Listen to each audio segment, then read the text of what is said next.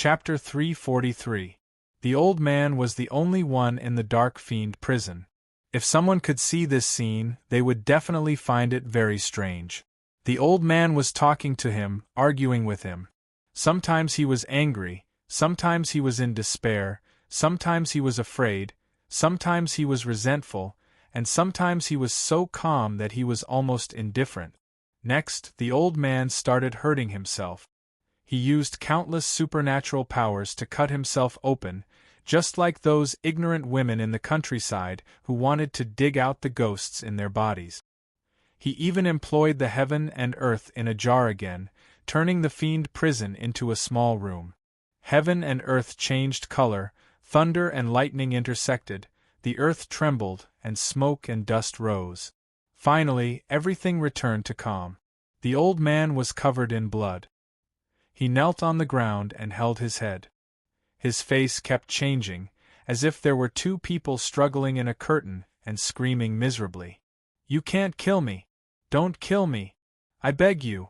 I've only lived for several tens of thousands of years. I haven't lived long enough." A voice suddenly rang out not far away. "Kill it!" The voice was weak but calm. Another voice rang out. "Please kill it!" The voice was calm but determined.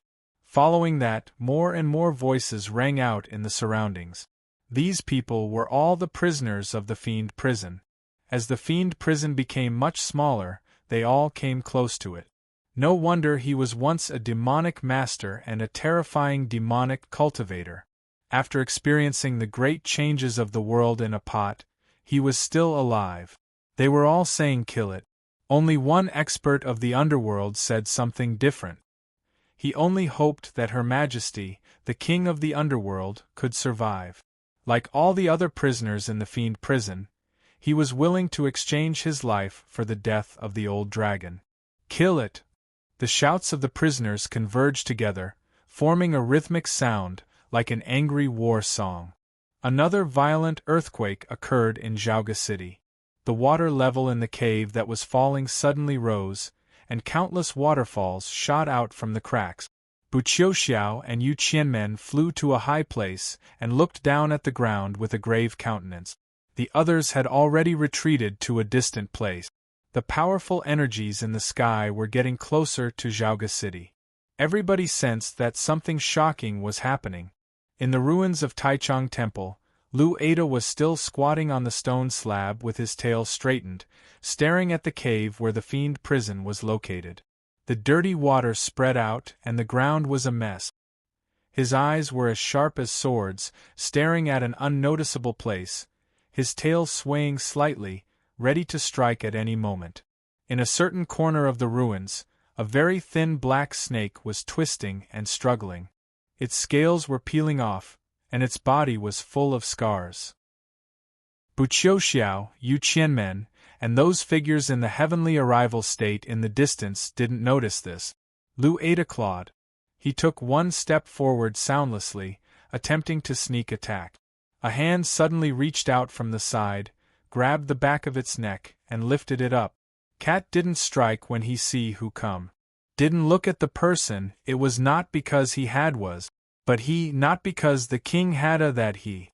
Looking at the approaching person, it did not make a move.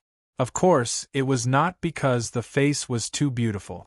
Lu Ada was shocked and bewildered, wondering why Jingjiu didn't ask him to cut the stupid dragon into a few pieces and then eat them when the stupid dragon had turned into a small black snake. Why did Jingjiu stop him? Jingjiu didn't say anything. He held the king in his bosom and walked toward the underground filled with the rain and dust. The fiend prison was surrounded by formations, and they were very hard. It was unclear what method Jingjiu employed, but he didn't trigger the formations and walked into the underground. Before he disappeared into the underground, Jingjiu turned his head around and took a look at the small black snake struggling in the mud. The small black snake bounced off the ground and arrived at a height of 1,000 feet in the sky, twisting and struggling as it swayed against the wind. A minute later, the small black snake turned back into the original form of the old dragon. Such a huge object suddenly appeared in the sky above Xiaoga City, bringing along a great deal of strong wind. The roofs of many buildings were blown off, and a great deal of smoke and dust were kicked up. The huge black dragon was lying in the sky, about 10 miles long. It looked like the shadow of the distant dark mountains in the sky, or a gloomy rain cloud. The old dragon was still struggling and rolling around in pain. Once in a while, some of its scales would fall off and land on Zhaoga City, creating deep pits and destroying the houses. Buqiuxiao flew to a higher spot in the sky, looking down at the huge dragon with a grave expression. Yu Qianmen had also moved to a distant place, his eyes bulging. He intended to help the great grandmaster of the Dragon Grandmaster, but he couldn't get close to the dragon. The old dragon was still struggling painfully, but the struggle and pain in his eyes had gradually faded away, becoming a bit numb. All of a sudden, the dragon's tail waved in the vicinity of the southern part of Zhaoga City and shattered a patch of cloud. He turned around, as if he was about to head toward the north. "Cultivationists, let's strike now." The calm and determined voice of Lu Ci, the sect master of Aoyama, came down from the sky. Many important figures, including himself, could tell that the spiritual soul of the old dragon had been controlled by the king of the underworld, losing his sanity. If the old dragon were allowed to leave Zhaoga City, the king of the underworld might have a secret method to escape. This was something the humans in Chaotian couldn't allow. To prevent the king of the underworld from escaping, they had no choice but to kill the old dragon. In the deep end of the lotus cloud, Zen Master uttered the name of Buddha. In the small green curtain sedan, the great Grandmaster Shui Yu Nunnery remained silent. Buqiuxiao remained silent. The immortal Tan, the sect master of Zhongzhou School, remained silent as well. Silence didn't mean that they had the same opinion. Shui Yu Nunnery's silence indicated his acquiescence, Buqiuxiao's silence indicated his reluctance, and the immortal Tan of Zhongzhou School's silence indicated his opposition. The old dragon was the divine guardian animal of Zhongzhou School and regarded as the great grandmaster by the disciples of Zhongzhou School. There was no way he would allow something to happen to the old dragon in front of him. All of a sudden, a cold and slightly dull voice rang out, "Someone escaped from the underground. What happened?" Hearing this voice, Lu Ci arched his eyebrows slightly, saying nothing. Zen Master in the lotus cloud fell silent as well. Buqiuxiao let out a self-mocking smile, saying nothing. He thought that since Bai Jinren was here as well, the attitudes of these people were not important anymore. Bai Jinren's cultivation state and magic prowess were unparalleled in the world, and she was the strongest swordsman in Chaotian, on par with the sect master of Aoyama and the others. She had another identity, the cultivation partner of the sect master of Zhongzhou School. The whole of Zhaoga City fell silent because of the sudden appearance of Bai Jinren.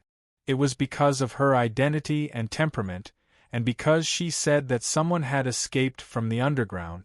An awe-inspiring voice suddenly burst out from the ground. "Does the immortal Tan intend to say that the king of the underworld has escaped from the underground?" A flash of golden light rose from the royal palace and reached the sky. The golden light was dazzling, and it contained a hint of benevolent Zen intent. As the light faded, the figure of the emperor was revealed. The sect master of Zhongzhou School and the others greeted him. No matter what, the emperor was the nominal ruler of Chaotian, and his cultivation state was not weaker than those important figures in the cultivation world. Lu Ci let out a smile, as if he thought the timing of the emperor's appearance was quite interesting. The emperor looked at a spot in the west and said to Bai Jinren, who had been hiding the whole time, "If the king of the underworld hasn't escaped yet, he must still be inside the body of the old dragon. The spiritual soul of the old dragon is bewitched. If he escapes from Zhaoga City, all the beings in the world will suffer." Bai Jinren didn't show up, nor did he respond to the emperor. It was evident that he was displeased. The old dragon above Zhaoga City had already turned around slowly. Yet, the figures in the sky couldn't come up with an opinion. Chapter 344. An unexpected event had occurred in the sky above Zhaoga City. Looking at the cloud where the center sect master was, Buqiuxiao said calmly, "I'm sorry, immortal." Having said this, an inkstone flew out from his sleeve and enlarged many times as it faced the sunlight, making the fields outside Zhaoga City look much darker. The inkstone was of an ordinary shape, gloomy. There were vague dragon shapes on the walls of the inkstone, with a huge dragon tail hanging down from it. It was the dragon tail inkstone, one of the 4 principal treasures of Yamatsai. Seeing this, Lu Xi was surprised that Yamatsai, who had always been on good terms with the Zhongzhou school, came out first and intended to attack the old dragon. Yet, the emperor thought it was normal. Yamatsai had always been concerned about matters rather than people. The scholars of the house would stop anything that threatened the safety of the people in the world. And this was one of the agreements reached at the Plum meeting. The Zhongzhou school provided the fiend prison, and the imperial court was responsible for managing it. Yamatsai had the right to deal with it. The dragon-tail inkstone was the magic treasure Yamatsai used to restrain the old dragon. Otherwise, the imperial court wouldn't have agreed to let the old dragon transform into the fiend prison and hide in the underground of Zhaoga City for so many years. Seeing Buqiuxiao take out the dragon-tail inkstone, Bai Zhenren snorted coldly in the sky, but he didn't do anything else. The dragon-tail inkstone shot up into the sky and hit the tail of the old dragon along with a bright glow. The dragon-tail inkstone had become very big by now, but it was still very small compared to the huge body of the old dragon. The tail of the old dragon looked like a glowing amulet paper being stuck on it. For some reason, the body of the old dragon froze in midair after being touched by the dragon-tail inkstone. The old dragon, who was still in a daze, was awakened. He struggled instinctively, causing a great deal of violent wind and destroying many buildings. But he couldn't move an inch. It was as if a huge invisible mountain had appeared in Zhaoga City, pressing the tail of the old dragon to the bottom of the mountain. A moment later, the old dragon knew that he couldn't get rid of this magic treasure, so he gave up struggling. Hovering over Zhaoga City, he turned back into the dark cloud that stretched from north to south. Its eyes were filled with pain and confusion, as if it didn't know what was happening. In the end, all its emotions returned to being numb, leaving only a hint of brutality. It panted slightly, and an unpleasant stench was blown out by the wind. The startled birds in the new plum garden fell to the ground one after another. The patch of cloud in the western sky drifted into Zhaoga City. The white glow in the cloud faded slightly, and the immortal sect master of Zhongzhou school walked out from the cloud. The immortal Tan was extremely famous in the cultivation circle, but few people had seen his true appearance. His appearance was ordinary, and the only thing special about him was that his forehead was extremely wide. It naturally gave off a dull feeling, but it also gave off a feeling of the vastness of heaven and earth. Seeing the miserable state of the old dragon, a hint of anger flashed in the immortal Tan's eyes as he yelled, "King of the underworld, come out and die!" The old dragon blinked his eyes slowly, and a bloody hole suddenly appeared between his eyes, from which a dark figure drifted out. The newcomer was none other than the king of the underworld, with his hands folded behind his back, his pupils dark and gloomy, his eyebrows absent, a faint smile on his pale and transparent face. "Am I very obedient?" The king of the underworld said to the immortal Tan with a faint smile, "Like back then, you people asked me to come up and talk, so I came up." The moment the king of the underworld left the body of the old dragon, at least 4 powerful energies landed on him, locking him in place. One of the energies belonged to the immortal Tan, and the other 3 energies were no weaker than his. The strongest swordsmen of the human race had gathered in Zhaoga City that day. Compared to that, the destruction of the cloud platform was much smaller.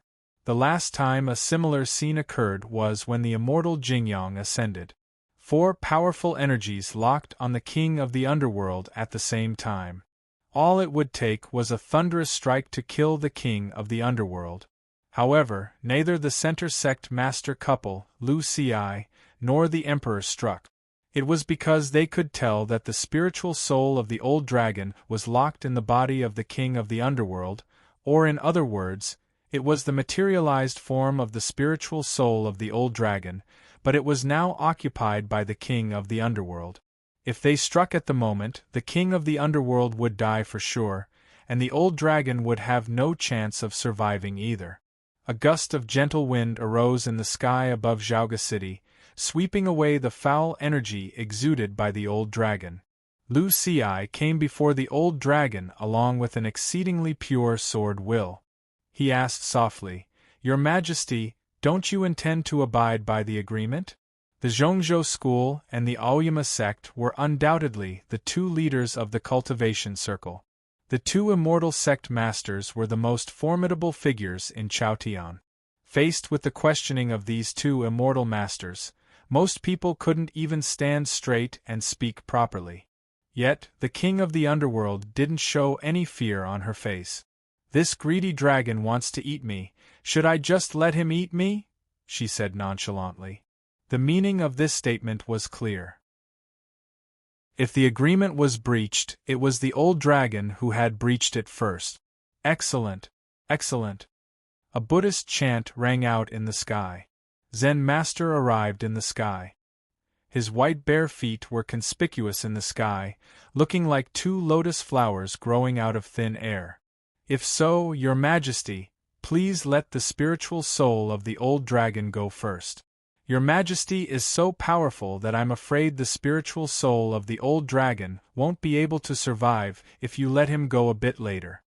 The king of the underworld exclaimed in surprise, "The person in charge of the Guoqing temple is a little child? And he speaks so innocently and adorably." Zen Master smiled embarrassedly, saying, "Rest assured, Your Majesty. The Guoqing temple will investigate this matter in person and give us an explanation. There's no need for us to perish together." The king of the underworld laughed out loud.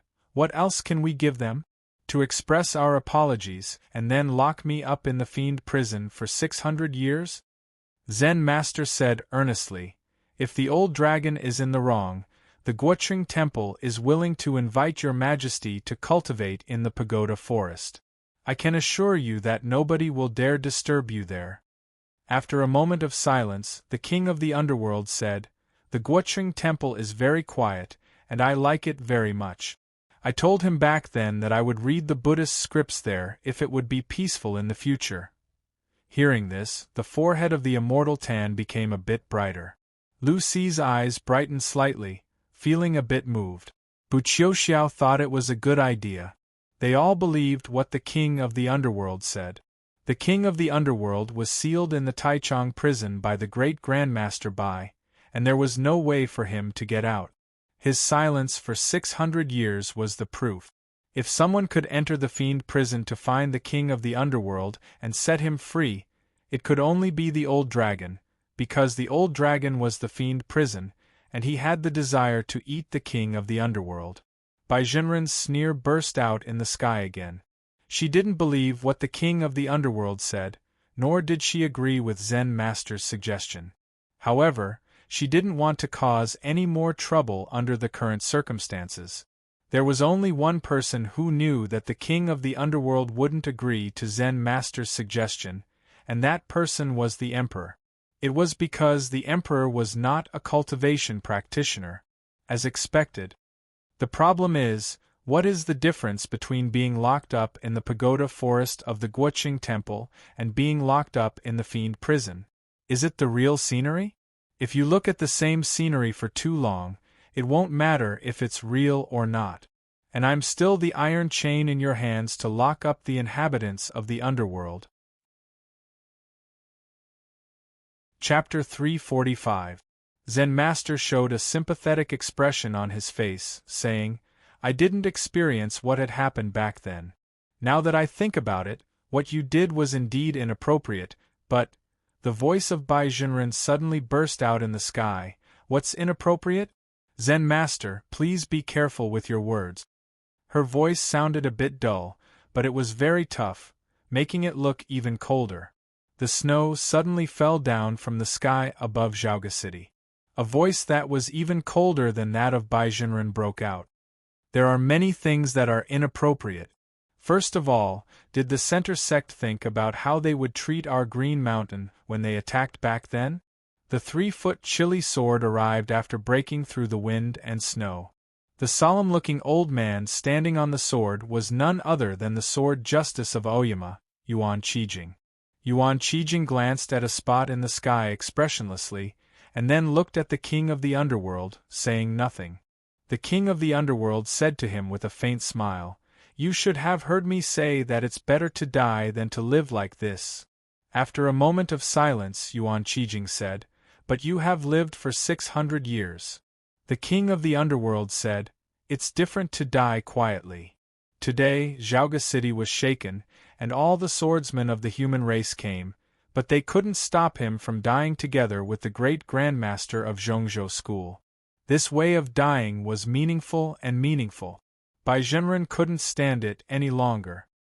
His voice boomed like thunder in the sky above Zhaoga City. "Do you think you can solve all your problems by dying? If the divine dragon of our sect is injured, I will go to the underworld and kill 10,000 of your people to bury with him.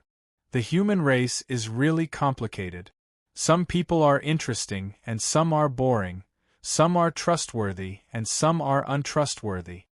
The king of the underworld continued in a mocking tone while looking at the sky, "Your family name is Bai, so you must be the daughter of that person. If so, you are a boring and untrustworthy person. You are not qualified to talk to me." "Are you really not afraid?" asked Baizhenren sharply. As expected, the king of the underworld ignored her. She looked at Zen Master and said, "Are you sure it was reasonable for her to go to the underworld and kill 10,000 people?" Zen Master smiled and said, "Of course not." The meaning of this sentence was very clear. If the old dragon was really dead and Baizhenren went to the underworld to kill to vent his anger, he and the Guoqing temple would step in to stop him. The king of the underworld stared blankly for a moment. She hadn't expected him to really reply like that. Then, she laughed out loud. "You're an interesting kid. I think you have faith too. Not bad." Zen Master was about to continue persuading them when the king of the underworld raised her hand to stop him. She asked, "Will you let me go?" It was quiet over Zhaoga City. Regardless of whether the actions of the human race experts back then were shameless or not, what had been done was done. No one would let him go. Whether it was Yamatsui or Zen Master, not to mention Zhongzhou School. "There's no need to talk about it then," the king of the underworld said sentimentally, and then turned to look at the old dragon. At the moment, he looked like a speck of dust in front of the old dragon, but for some reason, he looked taller than the old dragon. "Your cultivation state is so high, your dragon breath is so powerful, and your dragon teeth can pierce through the hardest objects in the world. But why have you fallen to such a state?" asked the king of the underworld earnestly while looking at the old dragon. It grew even quieter over Zhaoga City. The people knew that what they were about to hear would be the last words left to the world by the king of the underworld. "It's because you are too greedy. You always want to eat more things into your stomach. These greedy desires are all poisonous. Whatever you eat into your stomach will eventually become a burden to you." The king of the underworld continued with his hands clasped behind his back. "It's true that the world in the jar is as wide as the heaven and earth. Staying in the jar is indeed a carefree life, but sitting in the jar and looking at the sky all the time will narrow your vision. In the end, you won't have the courage and desire to leave the jar anymore. All you want to do is to live like this. If you let your greed overcome your desire to explore heaven and earth, what's the difference between living like this and dying? That's why you will die today." Having said that, he turned around and glanced at Lu Ci, the Emperor, the immortal Tan and Zen Master one by one, and then at Yuan Qijing. Then, he lifted his head and looked at a spot in the sky where Baizhenren should be. "You humans are as greedy as this dragon. Will you all die because of this in the future? That was all. A jade-like bone flew out slowly from the mouth of the old dragon and landed in the hands of the king of the underworld. It was the remains of a large demon that had been in the green pond for many years. The king of the underworld raised the jade-like bone to his lips and played a piece of music. The music didn't have any ups and downs, but it was leisurely and elegant, neither sad nor joyful, devoid of emotion. The sound of his flute was like a gust of gentle wind, devoid of any meaning. The ripples on the surface of the lake were caused by the water.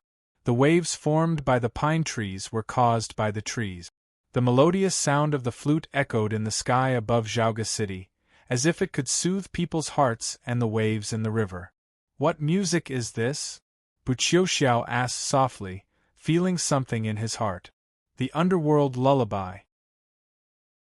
Zen Master said, after the inhabitants of the underworld died and were buried in the underworld river, their relatives and friends would play this music by the river, praying for the waves to be peaceful so that the deceased wouldn't be disturbed in their sleep. The music was over. The spiritual soul of the king of the underworld drifted in the wind. The old dragon had no more energy, falling slowly to the ground. Soon after, the rain fell down. An angry and painful roar broke out on the distant Cloud Dream Mountain. It was the roar of the unicorn. 10 days after the spring rain, Xiaoga City had gradually returned to normal. The Hanxi Valley of the Zhongzhou School and the Shuriyue Peak of the Aoyama sect took the lead, and the cultivation practitioners of various major sects worked together. It didn't take long for the damaged streets and buildings to be repaired. The populace was finally allowed to return to the city. Seeing the new houses, many populace were shocked speechless. The imperial court would compensate for the damage to the houses. As for what kind of shock the populace would have that day, the imperial court didn't take it into consideration. In the evening, an important meeting was held at the newly repaired Taichung Temple. How to divide the losses caused by the upheaval of the Fiend Prison was one of the topics discussed, but it was a trivial matter. The most important thing was to find out the reason for the upheaval of the Fiend Prison. The figures in the heavenly arrival state like Lu Ci had returned to their respective sects a long time ago, but the matter had to be investigated. Besides the Shuiyu nunnery, all the other sects attended the meeting. There were 37 sects in total, and they were the main participants of the plum meetings in the past years. The Windy Broadsword Church and even the Western Sea Sword School all sent representatives to attend the meeting. The host of the meeting was neither the chief monk of Taichung Temple, Duke Lu, nor the Duke of He, but the principal justice of the Guoqing Temple, the monk Duhai. As the representative of the Zen Master and the chief monk of the Guoqing Temple, this highly achieved monk was recognized by all the participants. After Monk Duhai announced the start of the meeting, nobody in Taichung Temple spoke a word. It was silent and depressing. Thinking that the remains of the old dragon were still in the underground under their seats, the representatives of some sects felt even more uneasy. In the end, it was the person involved who broke the silence. The person involved referred not only to the fact that he was present at the meeting, but also because he had the closest relationship with the Fiend Prison. By now everybody knew that the Fiend Prison was the divine guardian animal of the Zhongzhou School, the Old Dragon. Chapter 346.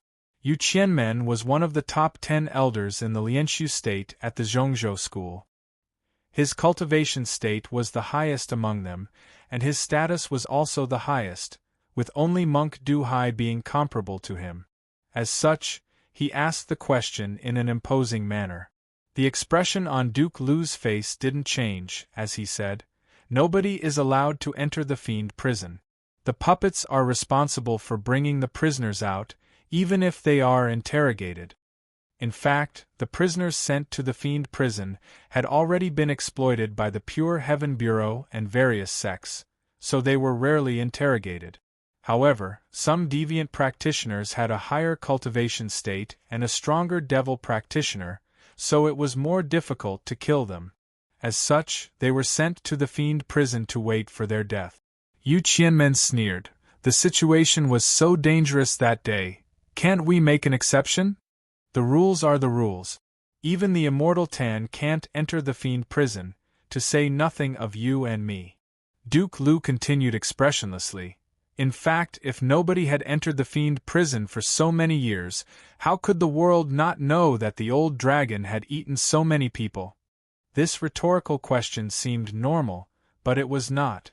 The crowd thought that State Duke was indeed the most favored person of the emperor, and that he was so unyielding toward the Zhongzhou school. Yu Qianmen yelled, "The divine dragon has sacrificed so much for the peace of Chaotian, it's not a big deal for him to swallow some deviant beings. Moreover, this is the content of the agreement." The agreement didn't mention eating the living people. Otherwise, the imperial court, the Guoqing temple and the Aoyama sect wouldn't dare agree to it. Duke Lu continued while looking at him in silence. Even your Zhongzhou school wouldn't dare sign the agreement. After a moment of silence, Yu Qianmen said, "State Duke, please don't hesitate. We have to give an explanation for this matter. Isn't it clear? What explanation do you want?" Duke Lu said, "The old dragon violated the agreement and attempted to eat the king of the underworld, but his spiritual soul was controlled by the king of the underworld, and the two of them died together. Everybody knew that this was what the king of the underworld said before his death, and it was the only fact that they could see." Yu Qianmen was so angry that he laughed and said, "This is ridiculous. Do you believe the words of the king of the underworld? Then what about the person who escaped?" Monk Duhai suddenly said, "The change of the fiend prison must have something to do with the person who escaped in the beginning. I wonder if Taichung Temple knows anything about it." Duke Lu was a little surprised. He did not expect Monk Duhai to speak up for Zhongzhou school. Yu Qianmen said, "That's right. Before the dragon god died, Bai Jinren discovered that someone had escaped from underground. Who was that person? Could he have released the king of the underworld? Though the person who escaped from the fiend prison has a high cultivation state, how could he not be discovered by the old dragon in the fiend prison and find the king of the underworld in the Taichung prison?" Duke Lu went on expressionlessly, "Immortal masters, you might not know that there is a forbidding formation left by the fairy lady in Taichung prison, which can be dismantled except by a swordsman in the heavenly arrival state." Yu Qianmen said, "But the person who escaped must be suspicious. State Duke, why don't you agree to start the investigation from the prisoners of the fiend prison?" Duke Lu said, "Over the years, the imperial court and various cultivation sects have sent a great many prisoners to the fiend prison. Do you want to investigate all of them?" Yu Qianmen sneered, "Why can't we investigate? We should investigate from the last few days to the hundreds of years ago. We can't let go of any suspect." After a moment of silence, Duke Lu said, "Now that Elder Yu insists on investigating, let's do it." Yu Qianmen suddenly felt something was out of place. As he was about to ask for more details, Monk Duhai had already asked Taichung Temple to start investigating the previous files. Taichung Temple was destroyed into ruins during the change of the fiend prison. Fortunately, the files were not written on paper, so they were well preserved. It was a magic treasure shaped like a jade amulet. All the prisoners who were sent to the fiend prison had to pass through the Pure Heaven Bureau, and the handover records of both parties were stored there. The Pure Heaven Bureau had also sent over a large number of files for comparison. The officials and the representatives of various cultivation sects looked at the words flowing down on the light screen, their expressions attentive and serious. To investigate the person who escaped from the fiend prison, they had to investigate from the back to the front. It didn't take long for many people to find something wrong with one of the files. Many noises suddenly broke out in the tranquil Taichung Temple. The noises were not whispers, but the sounds of the chair legs rubbing against the ground when the chairs were moved, and the sounds of the teacups bumping against the tabletop when the teacups were put down. The name of the prisoner was Song Xian. According to the handover records, he should be the advisor of a certain place in Bulolin, but it was evident that there was something wrong with the files regarding this person. Monk Duhai summoned an official of the Pure Heaven Bureau to inquire about the details of the arrest of this person by the Pure Heaven Bureau. The official of the Pure Heaven Bureau was quite nervous. He didn't know anything about this matter. All he knew was that this prisoner was sent to the Pure Heaven Bureau and interrogated by the chief commander. Hearing this, the bustling Taichung Temple became quiet again, deathly quiet.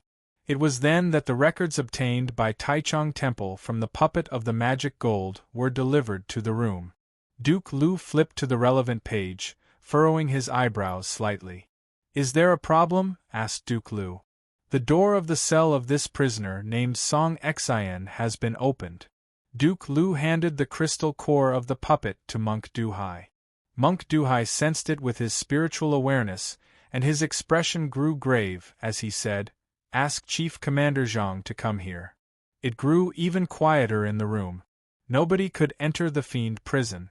Who could open the door of the cell except for the puppet? Someone noticed that Elder Yu Qianmen had fallen silent since the investigation of the prisoner named Song Xian began, not as tough as he had been at the beginning. It didn't take long before Zhang Yiai, who was responsible for organizing the rebuilding of various sects in Zhaoga City, was invited to Taichung Temple.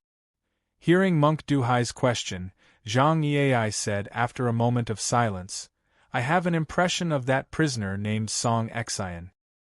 He is indeed a surviving member of Bulolin. As for why the door of the cell was opened, you should ask Taichung Temple." Duke Lu pulled back his gaze from the teacup and said to Zhang Yiai, "There is something wrong with the file of this person at the Pure Heaven Bureau."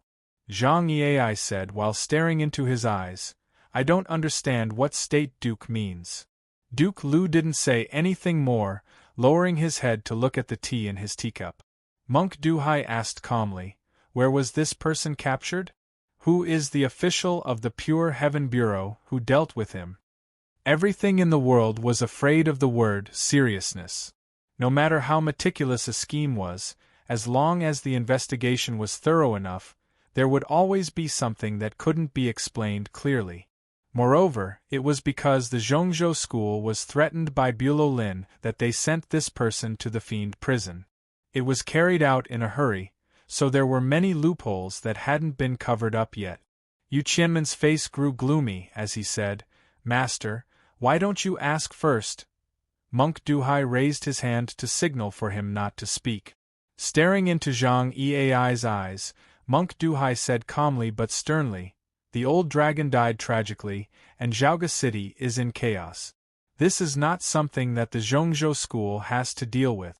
If there is a hidden story, please don't conceal it from us, Master." Yu Qianmen muttered to himself as he looked at Zhang Yiai, hoping that his young brother could think of a way to deal with it. Zhang Yiai lowered his head slightly and looked at the green bricks under his feet, reflecting on something. "Duke of," he said in a mocking tone, "the name of that prisoner is Song Xian. It's an interesting name. Did someone send him to the fiend prison to deliver a letter?" Seeing the scene, the officials of Taichung Temple, and the Pure Heaven Bureau, and the representatives of various sects all felt nervous. The chief commander of the Pure Heaven Bureau, Zhang Yiai, was an important figure in the imperial court, but he had nothing to say at the moment. Zhang Yiai suddenly lifted his head and said, "That prisoner was sent here by the royal teacher Liang. I don't know anything else." Having said that, a hint of relief showed in his eyes. Yu Qianmen stared at Zhang Yiai's back, his eyes cold. It was deathly quiet in Taichung Temple, devoid of any sound. The birds flying back to the new plum garden from the outskirts of Zhaoga City passed by in the sky, chirping loudly. Did the mishap of the fiend prison have something to do with the palace of Prince Jing Xian? After a moment of silence, Monk Duhai said, "Master Zhang, please stay at Taichung Temple for a while." Then, he turned to Duke Lu and asked, "Shall we stop here today?" Duke Lu nodded and got up to greet the crowd in the hall, heading toward the outside of Taichung Temple. Chapter 347. Duke Lu left because he was in a hurry to report the newly discovered clue to the emperor. Monk Duhai stopped the trial for the same reason. Since the case was related to the Zhongzhou school and Prince Jing Xian, it was no longer up to these people to decide how to proceed with the trial. The officials of Taichung Temple, and the Pure Heaven Bureau, and the representatives of various sects left Taichung Temple in tandem. Ozawa and other sects were gloating over their misfortune, and Kunlun and other sects were worried. Most of the smaller sects wished they hadn't shown up that day. Zhang Yai couldn't leave, so he was brought to a wing room of Taichung Temple. Monk Duhai sat on a futon outside the door, meaning that he was guarding the room personally. Seeing the sunlight coming in through the window, Zhang Yai thought of many things. He had left Cloud Dream Mountain many years ago, and the sceneries and people on the mountain had become unfamiliar to him. In comparison, he was more familiar with the people and events in Zhaoga City, and he was more familiar with his identity as the chief commander of the Pure Heaven Bureau than anything else. He was also familiar with the smell of the wet tongue paint on the windows of the wing room. All the buildings of Taichung Temple were rebuilt on the ruins, supervised by him personally. It only took him 7 days to finish the work. The door of the wing room was pushed open, and Yu Qianmen walked in. Zhang Yai felt surprised. It was reasonable for Yu Qianmen to come to see him, but why didn't Monk Duhai stop him? The master is willing to respect the reputation of the Zhongzhou school and agree to let me persuade you to tell the truth. Yu Qianmen said this while looking at Zhang Yi, the expression in his eyes extremely cold. What he intended to express was completely different from what he had said. Zhang Yai asked expressionlessly, "Big brother, what do you want to say?" Yu Qianmen's eyes grew even colder as he retorted soundlessly, "Are you crazy? How could you get the palace of the prince involved? I'm doing my job as an official in Zhaoga City, but you people ask me to work for you all the time," Zhang Yai continued while staring into his eyes. "Later, you asked me to help you send people to the fiend prison. Have you ever considered my situation?" As soon as he opened his mouth, Yu Qianmen's face turned terrible, his eyes turning cold as he motioned for Zhang Yi to shut up. Yet, Zhang Yai had no intention to stop as he continued. "The people you sent to the fiend prison have caused such a big trouble. Do you expect me to take all the blame?" Yu Qianmen couldn't bear it anymore. He shouted angrily, "Do you know what you are talking about?" Zhang Yai looked into his eyes and said calmly, "If the death of the dragon god is related to that person, do you know what it means?" Yu Qianmen pushed the door open and walked out. He glanced at Monk Duhai, who was sitting on the cattail hassock. He knew that Monk Duhai had heard everything and left in anger. Monk Duhai opened his eyes slowly and said, "I'll remember all of this." Zhang Yai walked to the door, lifted the front of his robe and sat on the threshold, saying, "Thank you for your hard work, master." That night, Zhaoga City, which had just calmed down, was in turmoil again.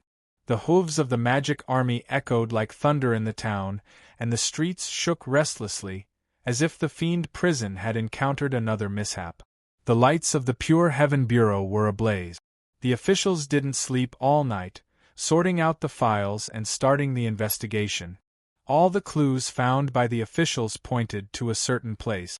Therefore, hundreds of immortal guards surrounded that place. Prince Jing Xian's residence. Taichung Temple was as tranquil as usual last night. It seemed to be an ordinary day in the morning. Zhang Yai had breakfast with Monk Duhai after washing up. There were 2 bowls of millet porridge and 3 thin vegetarian cake. The only difference was that Zhang Yi had half a salted duck egg. Besides the 2 of them, the first person to come to Taichung Temple was not Duke Lu or the representatives of other sects, but Yu Qianmen again. The palace of Prince Jing Xian was surrounded by the magic army, but nobody dared stop him from leaving. Yu Qianmen was the guest of the palace of Prince Jing Xian, So he knew that Bülow Lin had used the assassination of Zhao Liu to threaten the palace of Prince Jing Xian to send a letter to the fiend prison. To put it more precisely, this matter could only be carried out with Yu Qianmen's consent. The fiend prison was the true body of the divine dragon. To say nothing of the weakened Bülow Lin, even a more powerful force couldn't do anything to it. And he really wanted to know the content of the letter Bülow Lin sent to the fiend prison. As such, he agreed to the action of the royal teacher Liang after receiving the letter from the immortal. Yu Qianmen didn't take it seriously, but unexpectedly, the divine dragon was dead, and it was evident that some people in the imperial court and the cultivation circle wanted to connect the death of the divine dragon with that letter. No, they had already connected the death of the divine dragon with that letter. The fact that the magic army surrounded the palace of Prince that very night was the proof. Yu Qianmen came to Taichung Temple before anybody else because he wanted to talk to Monk Duhai in advance to salvage the situation. The morning sunlight was dim, and the birds hadn't yet risen. The eaves of Taichung Temple formed a strange shadow in the back garden. Monk Duhai and Yu Qianmen stood in the shadow, talking softly. This is the truth of the matter. That person is indeed someone on Bülow Lin's side. We wanted to investigate something, but we couldn't find out anything. In the end, we had no choice but to send him to the fiend prison. Hearing this, Monk Duhai fell silent for a long time. Yu Qianmen's intention was clear. Since the Zhongzhou school couldn't find out anything, they had no choice but to send him to the fiend prison to be eaten by the old dragon. In doing so, they would be able to obtain some information. This behavior was against the orthodox way, and it would be harmful to the reputation of the Zhongzhou school if it was known by others. Yet, he admitted it frankly. Anyone would think that it was the truth. Yet, Monk Duhai didn't think so. He said calmly while looking at Yu Qianmen, "A monk doesn't lie, but it doesn't mean that we are easily deceived." Yu Qianmen said with a terrible expression, "It is indeed the truth." Monk Duhai asked Yu Qianmen in silence, "You said that person is dead and not the one who escaped from the fiend prison. Do you have any proof?" Yu Qianmen's expression was terrible. The prisoners of the fiend prison had suffered great casualties, and many of them didn't even have their corpses left behind. Where could he find any proof? Yu Qianmen asked icily, "Are you going to get to the bottom of this, master?" Though the Guoqing Temple had a long history and profound resources, the Zhongzhou school had a higher status in the cultivation circle and in Chaotian, and the relationship between the two schools had always been good. The Zhongzhou school didn't hesitate to expose their own dirty linen and gave a perfect answer, but Monk Duhai didn't accept it. What was going on? Monk Duhai said calmly, "The matter isn't clear yet, so we have to keep investigating." Yu Qianmen exclaimed angrily, "The divine dragon is already dead. We don't even want to get to the bottom of it. Why do we still have to investigate? I told Chief Commander Zhang yesterday that the old dragon turned into the fiend prison and died in the earthquake. This is no longer the affair of the Zhongzhou school. Though you people don't want to get to the bottom of it, it doesn't mean that the matter is over. Elder, you shouldn't have forgotten that Zen Master had promised the king of the underworld that he would get to the bottom of this matter." Monk Duhai said while looking at him in silence, "A monk doesn't lie." Yu Qianmen stared at him intently, and turned to leave without saying anything more. The morning sunlight grew brighter, and the fog in the forest dispersed. The representatives of various sects and the officials came to Taichung Temple again. Without any pleasantries, Duke Lu told them the news that they wanted to know the most. The emperor is furious and demands that the truth of this case must be found out. Chapter 348. Everyone understood where His Majesty the Divine Emperor's anger came from. If the mishap of the old dragon had something to do with the person sent to the fiend prison by the royal teacher Liang, was it caused by the remnants of Bülow Lin, or was it something the palace of the prince intended to do? The palace of the prince had actually meddled in the fiend prison. How could the emperor not be angry? There was another conjecture, which seemed to be the most realistic and dreadful one, and it would make the emperor angry. This was a scheme of the Zhongzhou school. They sent a key figure to the fiend prison in an attempt to feed the old dragon, the king of the underworld, to the old dragon, in order to help the old dragon ascend. Sensing dozens of gazes on him, Yu Qianmen's face grew gloomier. If he could, he wished he could strike and kill all the people present, because he didn't want to endure such gazes. The messenger of Bulolin sent to the fiend prison by the palace of the prince was already dead, and he was definitely not the one who had escaped from the fiend prison. Yu Qianmen believed this, but he couldn't explain it.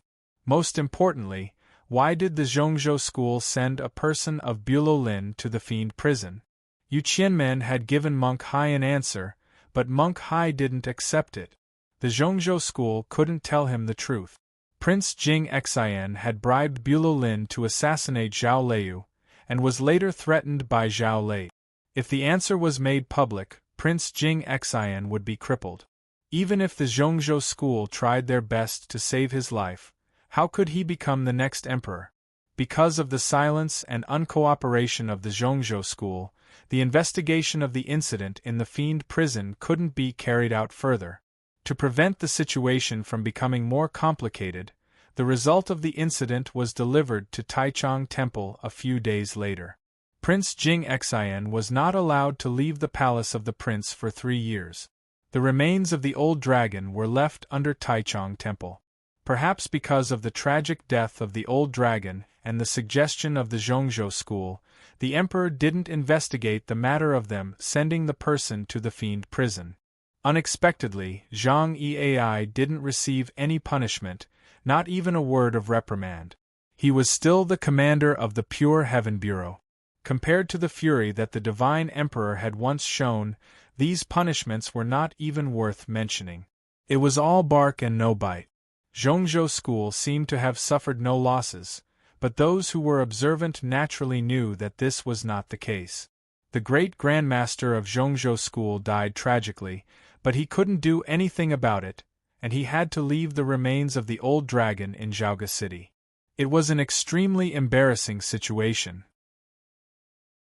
It was impossible to track down the real murderer or to take advantage of the fact that the Azure Dragon had died in the hands of the King of the Underworld, but who had released the King of the Underworld?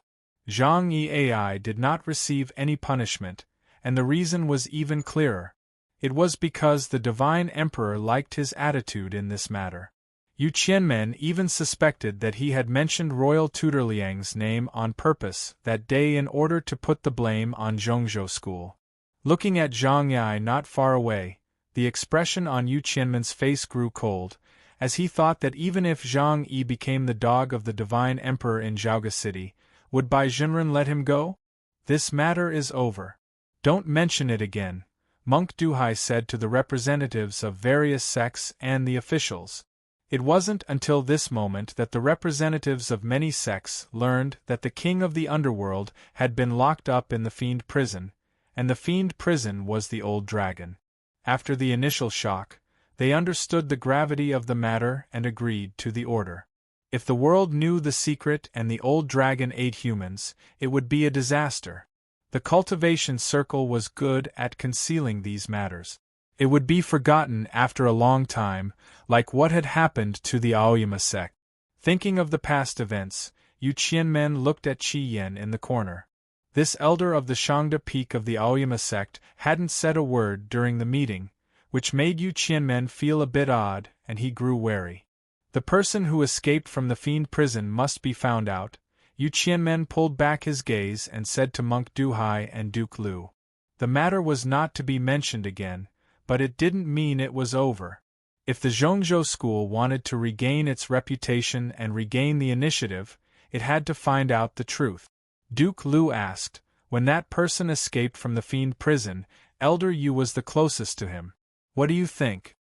As I said, that person was at least in the Huashan state. Thinking of the unimaginable speed and movement of that dark figure, Yu Qianmen furrowed his eyebrows slightly. An elder of the Kunlun sect said sharply, There are not many highly achieved swordsmen of this state in various sections. It's not difficult to investigate them one by one. I've already investigated them. Duke of He walked in from the outside.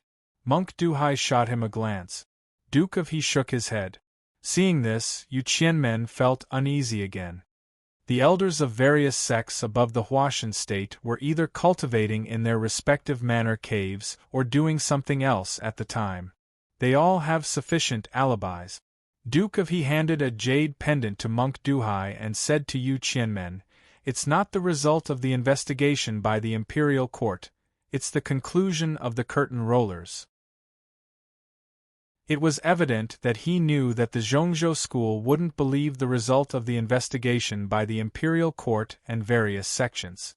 The curtain rollers were the only people in Chaotian who could find out the locations and movements of so many highly achieved swordsmen in such a short time. However, the curtain rollers must have paid a great price to achieve this.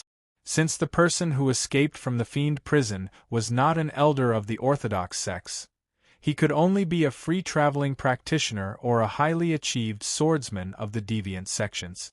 How should they investigate this? Yu Qianmen looked terrible, but he didn't say anything more. The representatives of various sects had left Zhaoge City. Taichung Temple had recovered its quietness. Duke of Lu held the teacup in his hand and looked at the amber tea in the bowl, pondering something silently. This matter was proceeding too smoothly. The smoothness of the matter made him feel a bit odd. The first thing he found suspicious was Monk Duhai. This swordsman of the Guoqing Temple had led the investigation to the inside of the fiend prison intentionally or unintentionally, which led the Zhongzhou school to investigate Jingjiu. Then it was the investigation of the curtain rollers. If the emperor intended to take the opportunity to strike at the Zhongzhou school and depose Prince Jing Xian, it was understandable that Zhang Yiai betrayed the emperor. But why did the curtain rollers and the Guoqing Temple cooperate? Though the Guoqing Temple had a close relationship with the royal family, they would never do such a thing. More importantly, all these investigations had covered up the true figure perfectly. Duke of Lu knew that the person who escaped from the fiend prison was not a surviving member of Bulolin, but Jingjiu.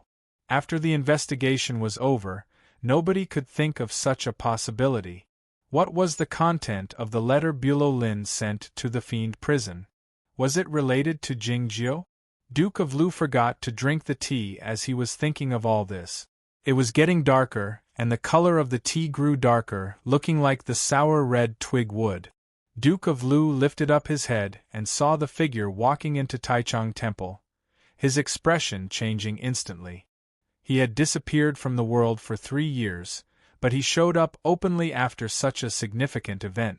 The highly achieved swordsmen of various sects had just left Zhaoge City, and many pairs of eyes were still watching this place.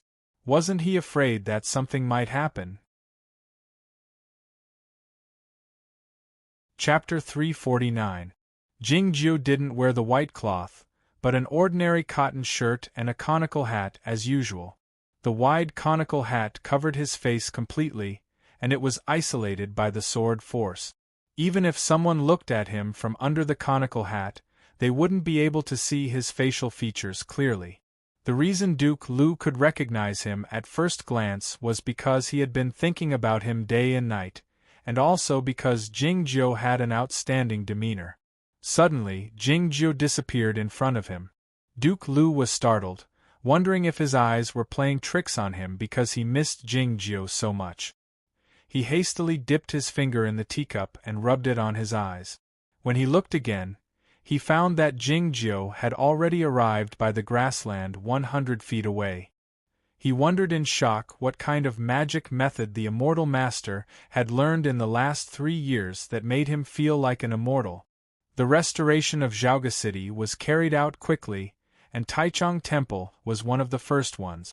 The principle was to keep the old buildings as they were, so there was still a patch of bamboo forest in the deep end of Taichung Temple.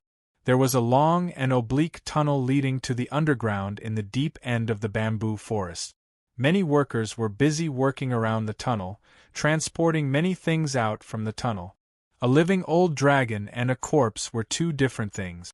It was easy to use the huge and strong body of the dragon as a prison, but many facilities had to be installed inside. Jingju walked to a remote corner. A bunch of lilac wildflowers grew in that corner, swaying gently in the wind. Jingjiu took out a bell from the bunch of lilac flowers, and then he took out the white cat from his sleeve, tying the bell carefully around his neck. Lu Ada felt a bit awkward. He turned his neck, and the bell made a crisp ringing sound, attracting a few butterflies. The cat raised his paw to drive the butterflies away, his face full of displeasure and unwillingness. He didn't dislike the bell, but disliked what Jingjiu had done. He didn't dislike being tied up, but he didn't like the fact that he couldn't fight the old dragon to his heart's content. Jingjiu said, "He was already disabled at the time. Even if you bit him into pieces, it would be an unfair victory." Lu Ada looked at him mockingly, thinking that there was no such thing as an unfair advantage in this world. Jingjiu said, "You've been fighting for thousands of years. In the end, it died and you're still alive. That means you've won this battle between dragons and tigers."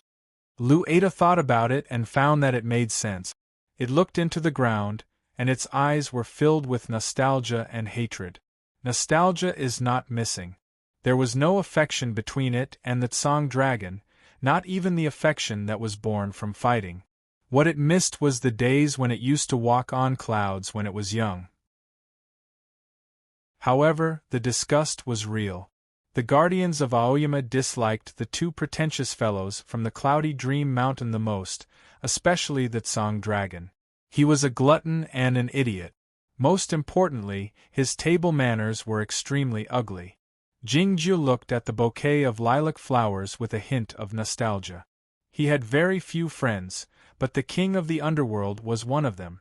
During the 3 years in the fiend prison, Jingjiu spent most of his time in the trance. He had only talked with the king of the underworld for a few dozen days, but it was enough. "My friend has an innocent and pure heart, calm and amiable, like the underworld river." Thinking of what his big brother had left in the notebook, Jingjiu fell silent for a long time. His big brother had very few friends, but the king of the underworld was definitely one of them. Otherwise, his big brother wouldn't have made so many preparations back then. In fact, both his big brother and Jingjiu were fully aware that the king of the underworld would have a hard time leaving the fiend prison alive after being struck by the fairy book. It was already the best outcome because the fairy book had finally come out. In the Guoqing temple, the setting sun shone in the distance. Yin San sat on the stone steps in front of the White Mountain meditation room, reading a Buddhist script in his hand. The twilight shone on him, and he was also in the twilight. It was a beautiful scene, but a bit desolate. Looking at his back, the great grandmaster of the mysterious dark sect showed an admiring expression. The significant event in the fiend prison in Zhaoga City must have been arranged by the immortal. All he did was send a letter to the fiend prison. How come so many things had happened? The immortal is truly a godly person. The great grandmaster of the mysterious dark sect walked to the back of Yin San and said this sincerely. Yin San stood up and looked at the pagoda forest under the setting sun, asking, "Do you know why I'm so happy?" The great grandmaster of the mysterious dark sect said, "It's because the immortal has finally vented his anger." Back when Yin San brought the king of the underworld back to the human world, the great grandmaster of the mysterious dark sect was in his heyday, so he knew this secret. "That's right," Yin San said. "I feel much better now." The great grandmaster of the mysterious dark sect continued, "And Aoyama is the immortal's Aoyama after all. It's a good thing that the Zhongzhou school has suffered a blow." Yin San patted his shoulder with a smile. It was unclear when Jingjiu had seldom rubbed the head of the great grandmaster of the mysterious dark sect, as if he were a dog. Yin San of course didn't want Jing Xian to be the emperor, because it was the choice of the Zhongzhou school. More importantly, that prince was the heir of the Bai family, which made him feel uneasy. That was why he used the incident of Bulow Lin to drag Jing Xin into the affair of the Fiend Prison. The news of what had happened in Zhaoga City had been sent back to the Guoqing Temple. Most of the news was as he had expected. He was fully aware of the greed of the old dragon and the methods of Jingjiu, but he couldn't figure out how the king of the underworld came out from the Taichung prison. Now that he thought about it, it should have something to do with Jingjiu. The ending was a happy one. The Fiend Prison was destroyed after he sent the letter to the Fiend Prison. The Zhongzhou school suffered a severe setback, and it became increasingly difficult for Jing Xin to inherit the throne. The only regret was that Jingjiu was still alive. It looked like it would be troublesome to kill Jingjiu. Did he have to do it himself? Then Yin San remembered that the king of the underworld was dead. He didn't feel sad, because he knew what the king of the underworld had in mind, that if death meant freedom, he would seek shelter even in a furious sea. Yin San walked down the stone steps and arrived in the pagoda forest. He put the Buddhist script in a stone pagoda and took out the bone flute, bringing it to his lip. His long and steady fingers moved on the blood-red string, playing a piece of music. This piece of music was quite ordinary, and it was rather leisurely. The rustling of the pine trees nearby had died down, and the setting sun grew redder. The gaze of the great grandmaster of the mysterious dark sect was fixed on the bone flute, the expression in his eyes complicated. As the sound of the flute started, his expression returned to normal. He sat on the stone steps, letting out a faint smile. After leaving Taichung Temple, Jingjiu went back to the Jing house. He knocked on the door and saw a youth. It was still early in the morning, so Jingshang was still working in Taichung Temple. His wife went back to her parents' home to help out, and his father went out to take a stroll on the street. Jingli was the only one at home. Jingli looked at Jingjiu blankly, asking, "Who are you looking for?" Jingjiu took off the conical hat and dispersed the chaotic sword. Seeing his face, Jingli was startled, exclaiming, "Little uncle, you're back. Your name is—" "Jingli," said Jingjiu after some thought. Jingli found that his uncle had remembered his name this time, feeling startled again, and then he felt delighted, inviting Jingjiu in with a smile. Jingjiu walked into the house and looked around casually. He found that the garden was 3 times bigger than before, and Jingli was 3 years older than Jingjiu. After exchanging a few words with Jingjiu, Jingjiu returned to his own room. He found that the Go pieces on the Go board seemed to have been moved by someone. It occurred to him that the Jing house was very close to Taichung Temple, and it should have been turned into ruins during the upheaval of the Fiend Prison a few days ago. Everything looked familiar, but it turned out to be new. Jingjiu was lost in thought. The white cat crawled out from Jingjiu's sleeve and jumped onto the windowsill, looking at the garden while squatting. Jingjiu shot him a glance. He could tell that Jingli had already started cultivating. Back when they were in the small village, Jingjiu taught Lu Shisui the human breathing method.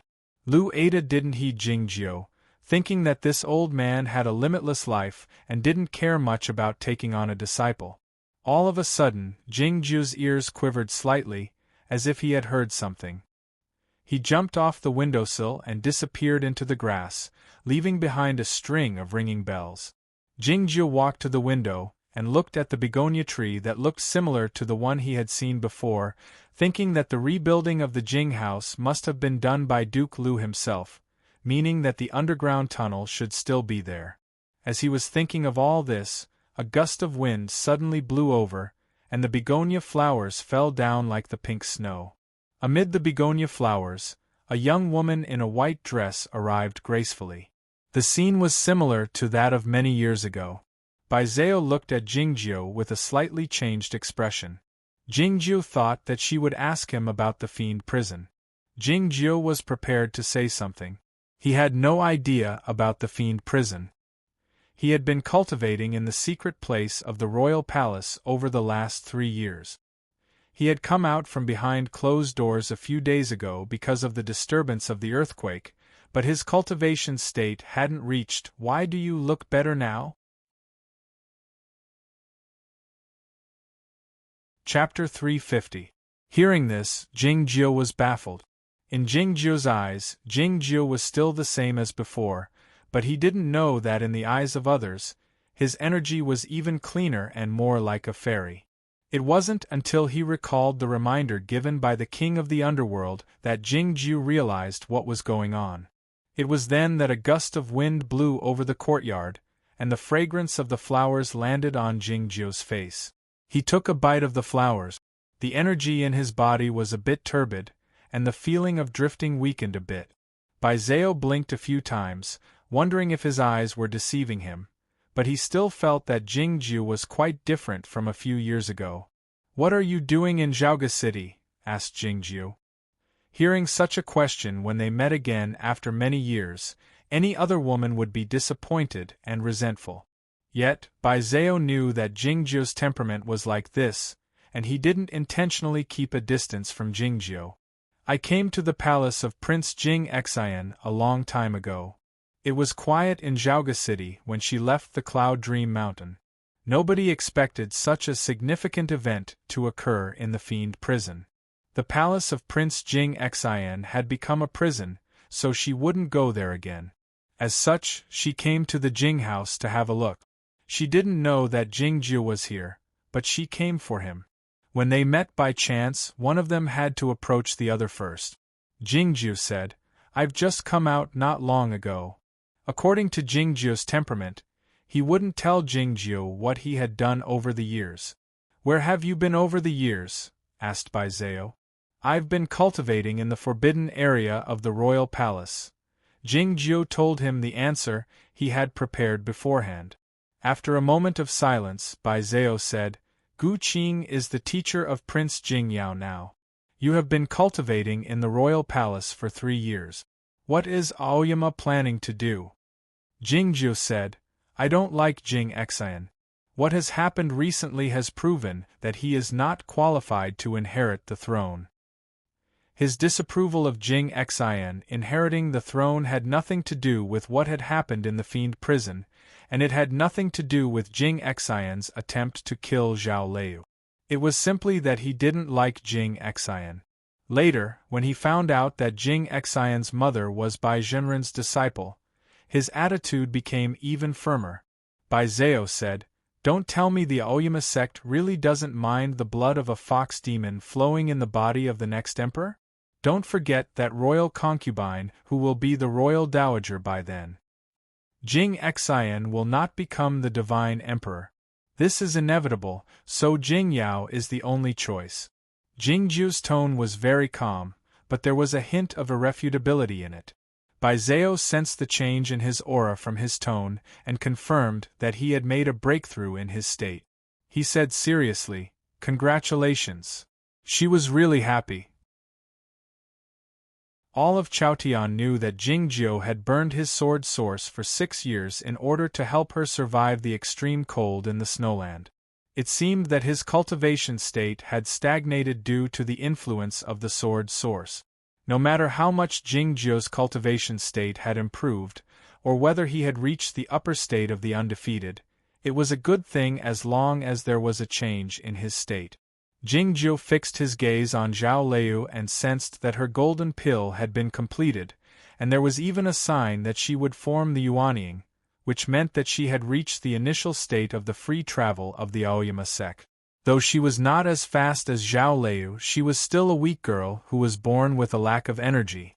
She could break through the state so quickly. Her talent and diligence were indeed outstanding. Of course, it was also because the ancient script of the Pill Pearl was suitable for her.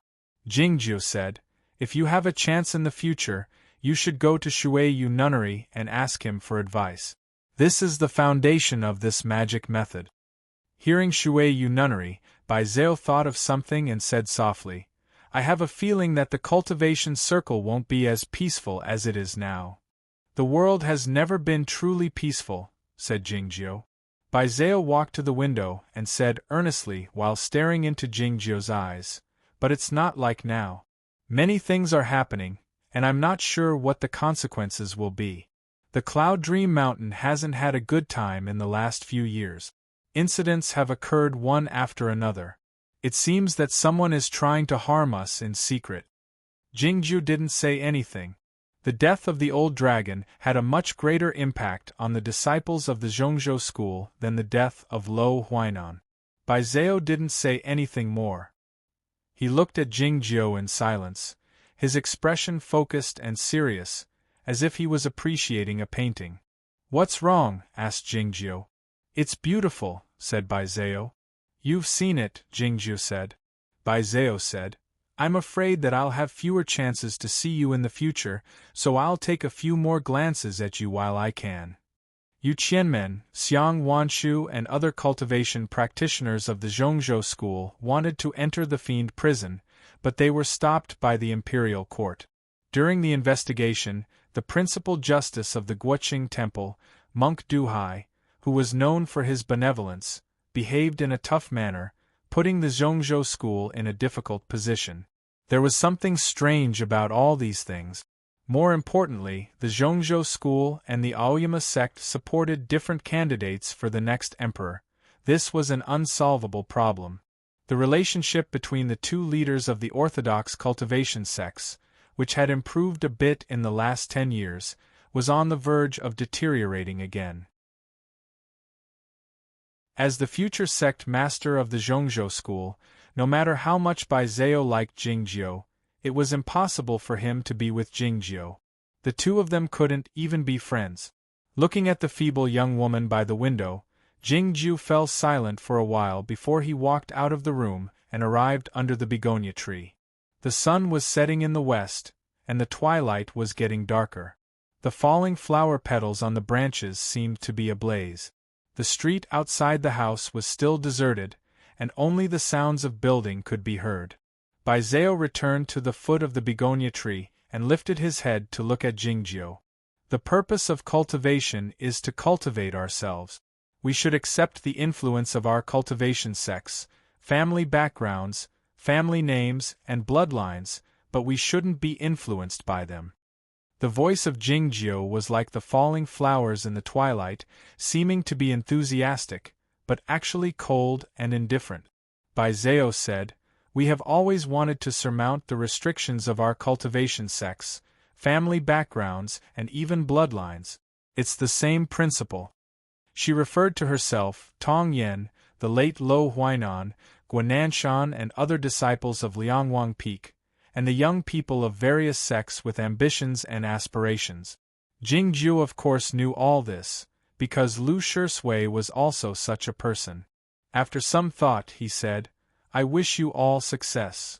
Though he didn't like the style and practice of Liangwang Peak, it didn't mean that he wanted these young people to fail. "You mentioned Shui Yu nunnery just now, which reminded me of something."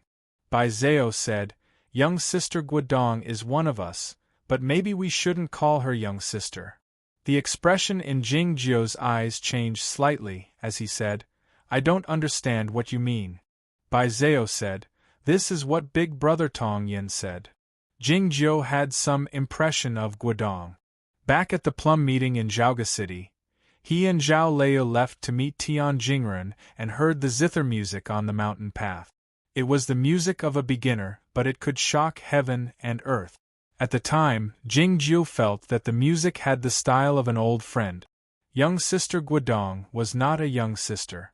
The style of an old friend was an old friend. The begonia flowers falling down from the tree suddenly stopped in the air in front of Jingjiu. After a long while, Jingjiu blinked his eyes. The begonia flowers kept falling down. Jingjiu understood many things. Chapter 351. Bai Zhao said, "Senior brother Tong Yin doesn't know.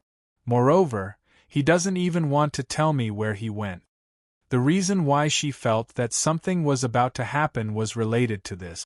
3 years ago, Tong Yin disappeared for a period of time. After returning to the mountain, she did not mention anything about what had happened. Jingjiu thought for a moment and said, "It's okay." When he said that he was fine, Bai Zhao felt much more at ease. Although her cultivation level was much higher than his, perhaps it was the experience on the snowy plains that made her have an unimaginable trust in him. She suddenly noticed that Jingjiu was wearing a cotton shirt today. She raised her hand and ran her fingers over the slightly rough surface of the robe. She asked curiously, "Where's the white robe?" Jingjiu said, "The white clothes are made of natural silk, which is rare." Actually, there were still many white clothes at the top of Shinma Peak, but every time they were used, there would be one less. 3 pieces of white clothing were destroyed in the fiend prison, which made him feel uneasy. As such, he changed to the cotton clothing after he came out of the prison.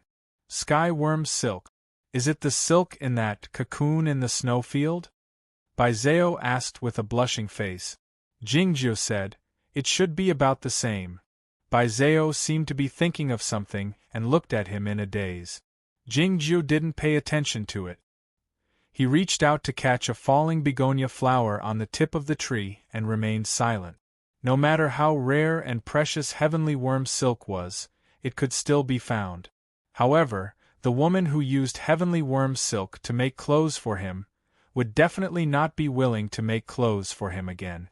The twilight grew thicker, and the flower petals displayed strange colors, looking like the colorful petals in the green valley of the fiend prison. Jingjiu thought of the king of the underworld and his senior brother's notes. He thought of the word, "old friend," and suddenly felt the urge to go and take a look. For countless years, whether he was at the Shangda Peak or the Shinma Peak, he rarely had the thought of visiting other places or visiting his old friends. Today, this thought appeared naturally in his heart, and it was incomparably clear. He wasn't going to see Guodong. That woman was too much trouble.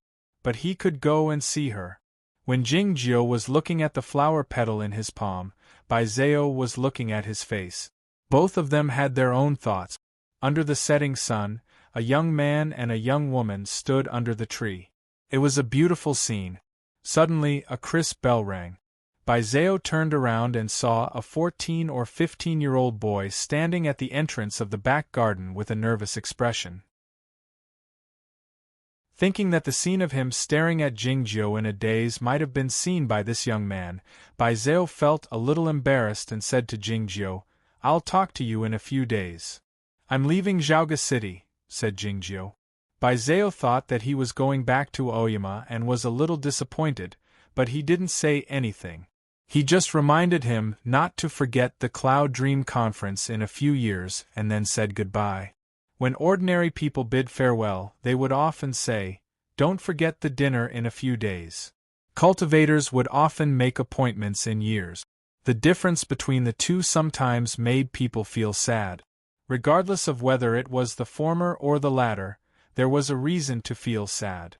After Baizeo left the Jing house, the white cat strolled out from behind Jing Li, the bell on his neck ringing crisply. Jing Li's face turned red, and he was on the verge of crying out.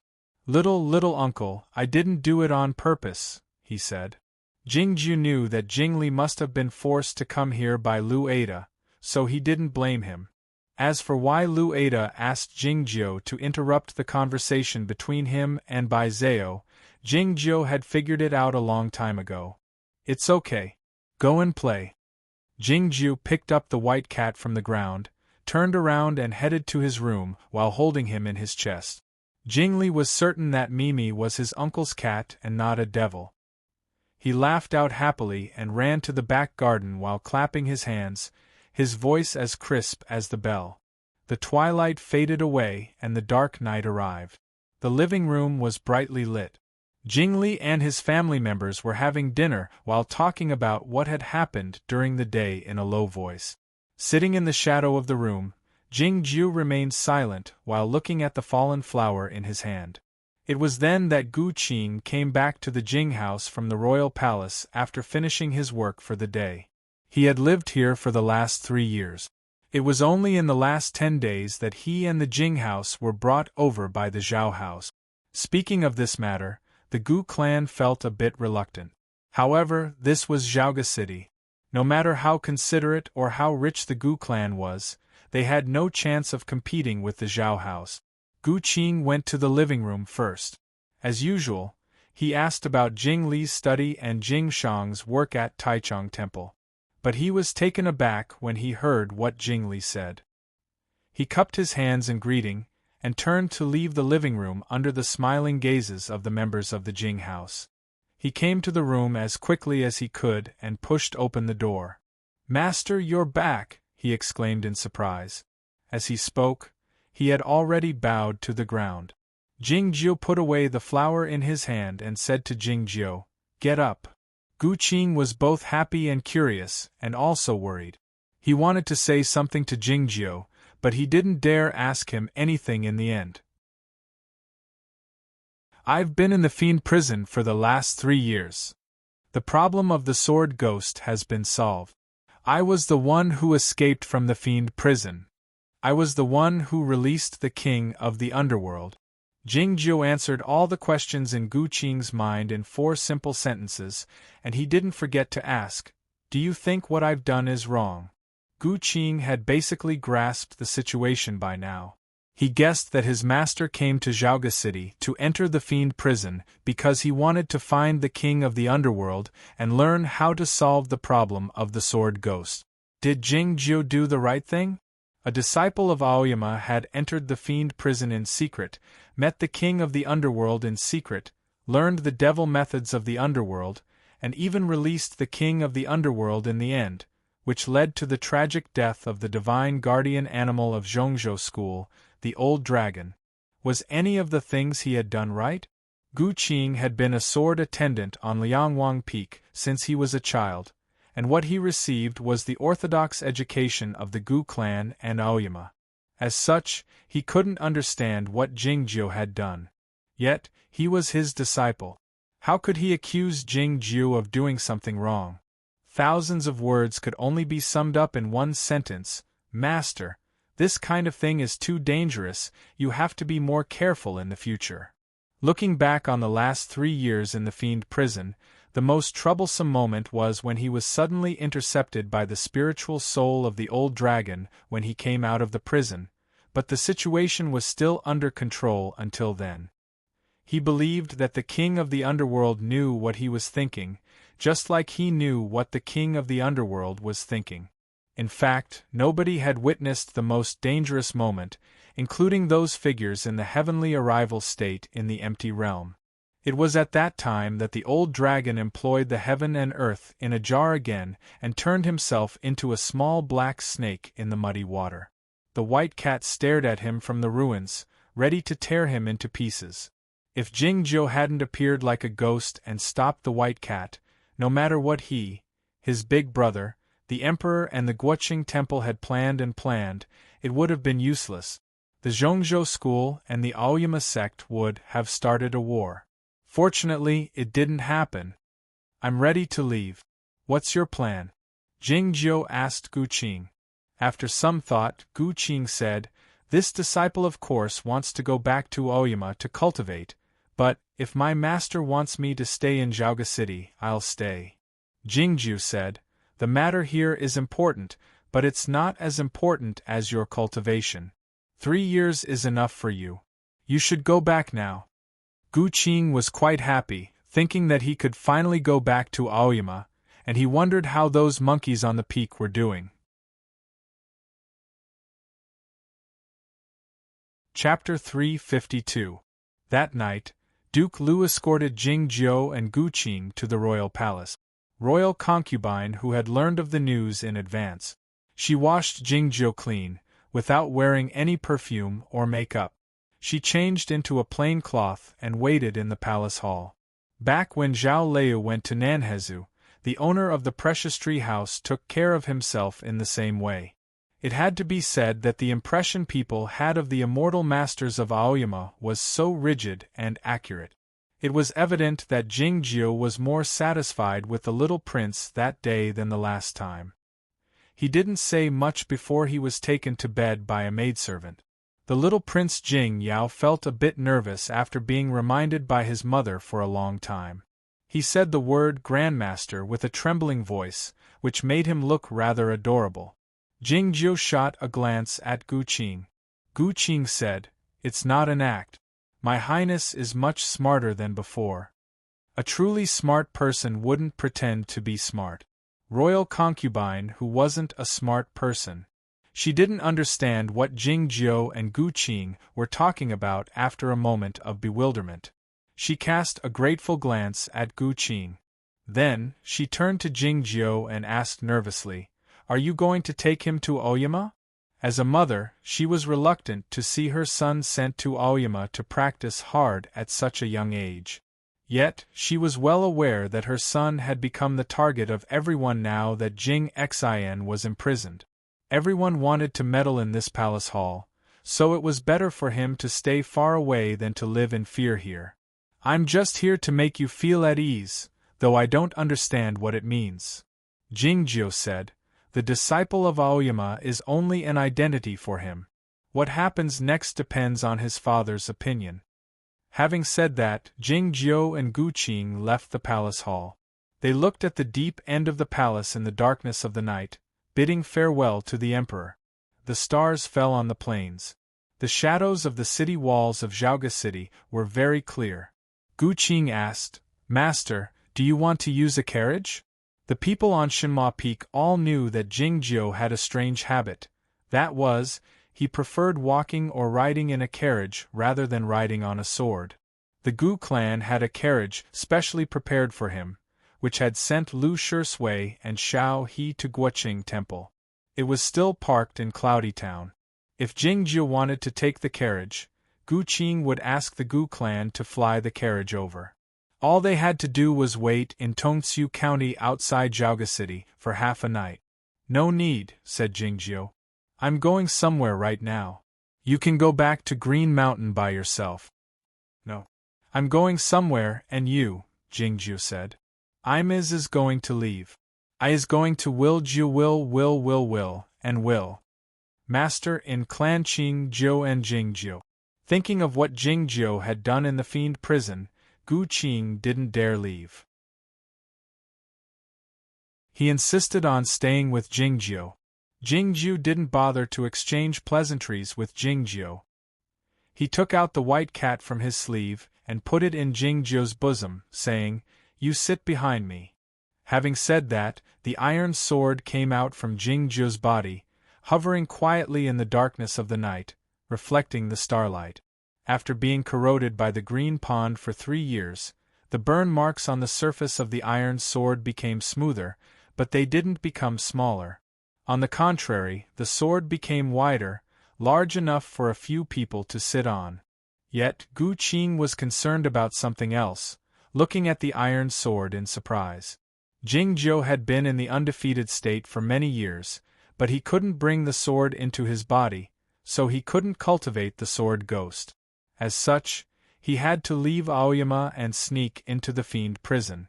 Now that the iron sword had become one with him, it meant that he had already solved the problem. Wouldn't he be able to reach the free travel realm soon? The iron sword broke through the air and flew toward the northwest under the starlight, soon disappearing into the darkness of the night. Jingjiu sat in front of Jingjiu, and Gu Qing sat behind him while holding the white cat. Even though he was shielded by Jingjiu's body, the chaotic wind coming from all directions still made Jingjiu feel a slight pain on his face. Jingjiu had a high cultivation state by now, but he was still disturbed by the chaotic wind, indicating that the iron sword was flying very high and very fast.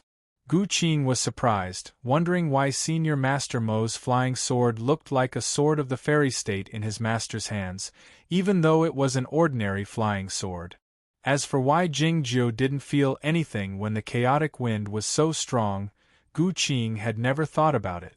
Jingjiu didn't criticize Jingjiu's shamelessness. In his mind, his master was not a regular cultivation practitioner, so he couldn't be judged by the standard of a regular cultivation practitioner. Besides Zhao Liu, Jingjiu believed this the most.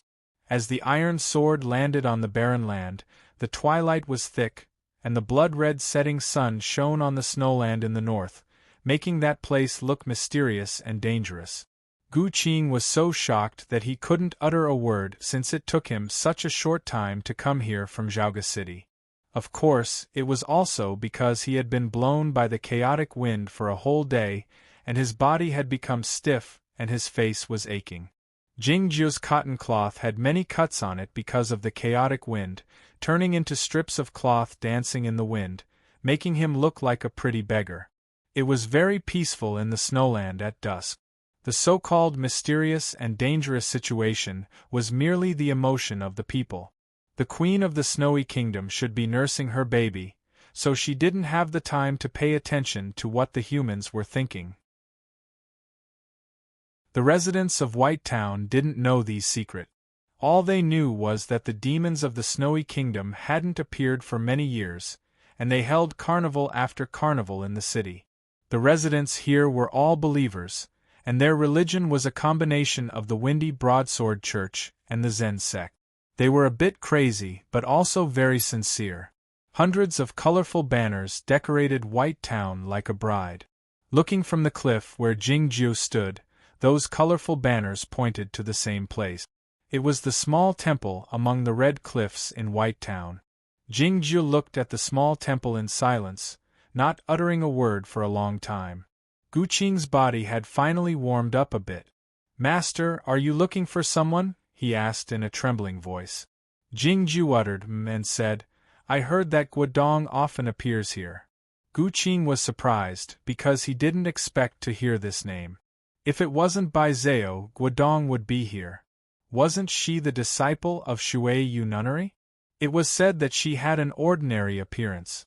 Well, his master didn't need to care about the appearance.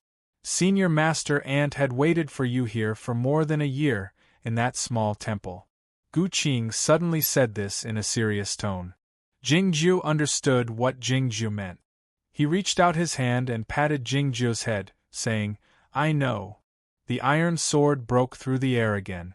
It didn't take long before they arrived in Jui City, 300 miles to the south of White Town. It was late at night, but the streets were still crowded. Many traveling merchants were still eating and exchanging useful information at the same time. The most convenient place to exchange information in Chaotian was not the brothel or the restaurant, but the medical houses. Those medical houses had the names of begonia flowers, gardenia flowers and all kinds of flowers carved on their board. Looking at the flower he couldn't recognize on the board, Jingju shook his head. He had dealt with the curtain rollers a few times, but he still didn't understand why they did it. Guqing walked up the stone steps with the white cat in his arms and knocked on the door of the medical house. The medical house would receive patients at midnight, but it was rare to see two people and a cat together. And these two people looked a bit messy, but they were obviously not sick. Was it possible that the patient was the cat with closed eyes? "Honorable guests, we don't know how to treat a cat." The assistant stopped talking before he could finish his sentence. He led them into the medical house and closed the door. Jingju took off his conical hat, exposing his face. Guqing stood behind the chair while holding the white cat in his arms. Jingju sat in the chair. There were 3 cups of tea on the table. As the hot tea in the cups cooled down, the doctor finally came back. The immortal master asked for it in a hurry. "I couldn't find out anything in one day. The information is the same as before. Please forgive me."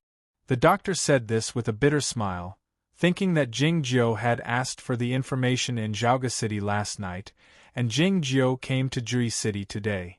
No information could escape from him. "Please tell me," said Jingju. The doctor said, "Nobody knows the origin of Guodong. It seems that she appeared suddenly." "When?" asked Jingju.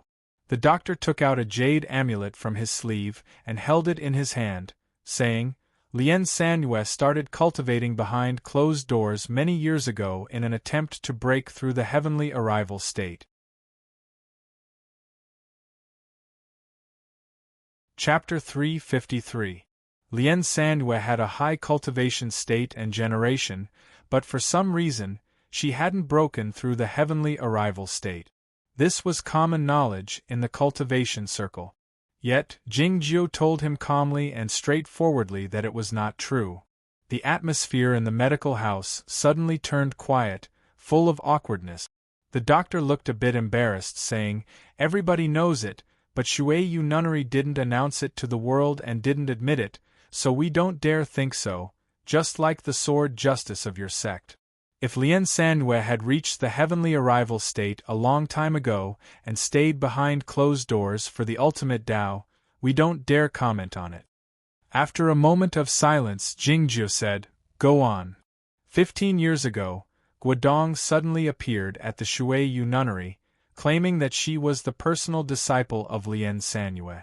Lien Sandue stayed behind closed doors all the time, so where did she find a personal disciple?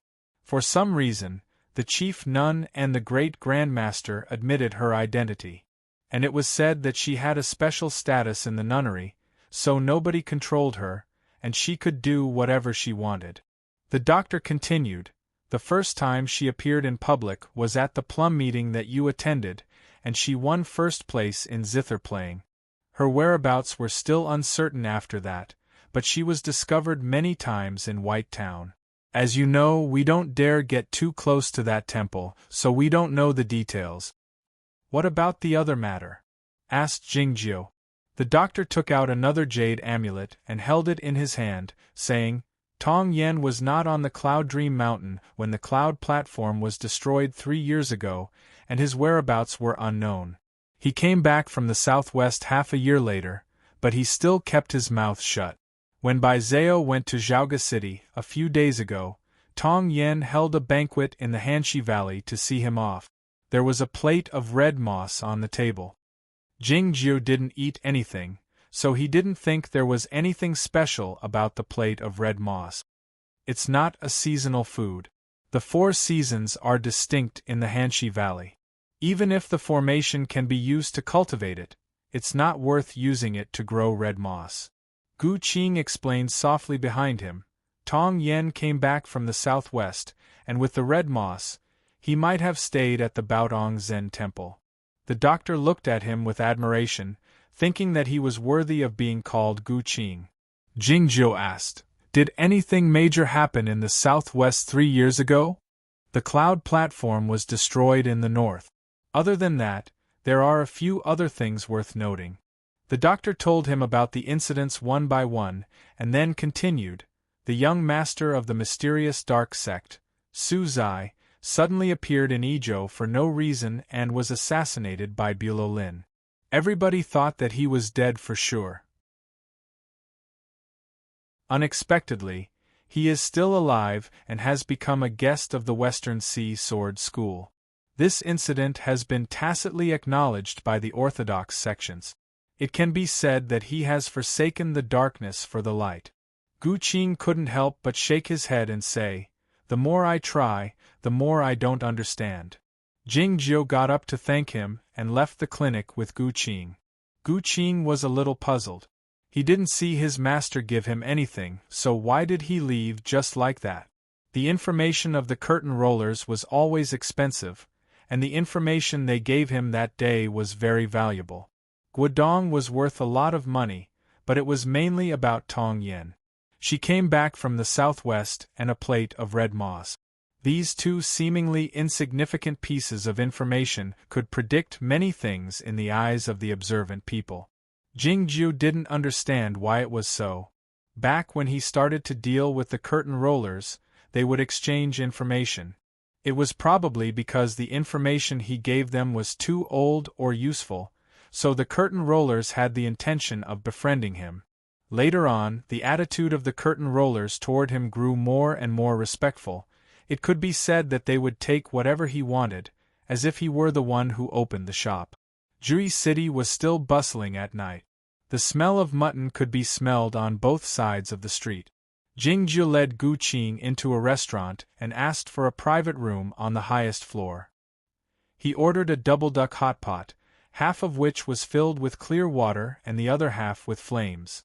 Back when he traveled the world with Zhao Liu, he had developed the habit of ordering a hot pot whenever he came to a place, but he didn't actually eat it. It was the same as when he saw little children like Jingli and Jing Yao ask if they wanted to hold them, but they didn't actually hold them.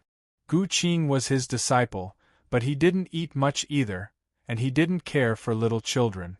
The 2 of them sat on both sides of the table, looking at the green onions and a few Sichuan peppercorns bobbing up and down in the two-colored soup. Below the restaurant, the owner of the restaurant couldn't help but lift his head to take a look at the top floor after taking out the golden leaf from his mouth, thinking that these two were truly strange people. Jing Jiu and Gu Qing weren't in a daze while looking at the hot pot, but they were thinking and listening to the conversations of the customers in the restaurant at the same time. Jui City was located in the north of Chaotian, where the weather was very cold. It was close to the cold mountain and the snowland, so it was relatively dangerous. Though there weren't too many regular citizens in the city, there were many traveling merchants, warriors and cultivation practitioners. The information here was more complicated, though it was far inferior to that of the curtain rollers, but some useful information could be found once in a while. The news about the fiend prison had finally arrived in Jui City after more than 10 days. The people in the restaurant were talking about this matter. That old dragon is about 50 miles long. It hovered over Zhaoga City, as if a mirage had moved Kunlun Mountain over there. My master had almost passed out when she saw the scene outside the city. The fourth manager wrote a letter to me that night, telling me that the old dragon and the king of the underworld had fought for 300 rounds, and neither of them could defeat the other. They had no choice but to perish together. The king of the underworld was burned to death by the heavenly fire, and the old dragon fell to the ground. With a loud boom, half of the houses in Zhaoga City were crushed, and countless cracks appeared on the ground, the deepest of which was a few thousand feet deep. It was formed by the underground river flowing backward, and it has turned into a large river. If you don't believe me, you will see it when you go to Zhaoga City. It's ridiculous.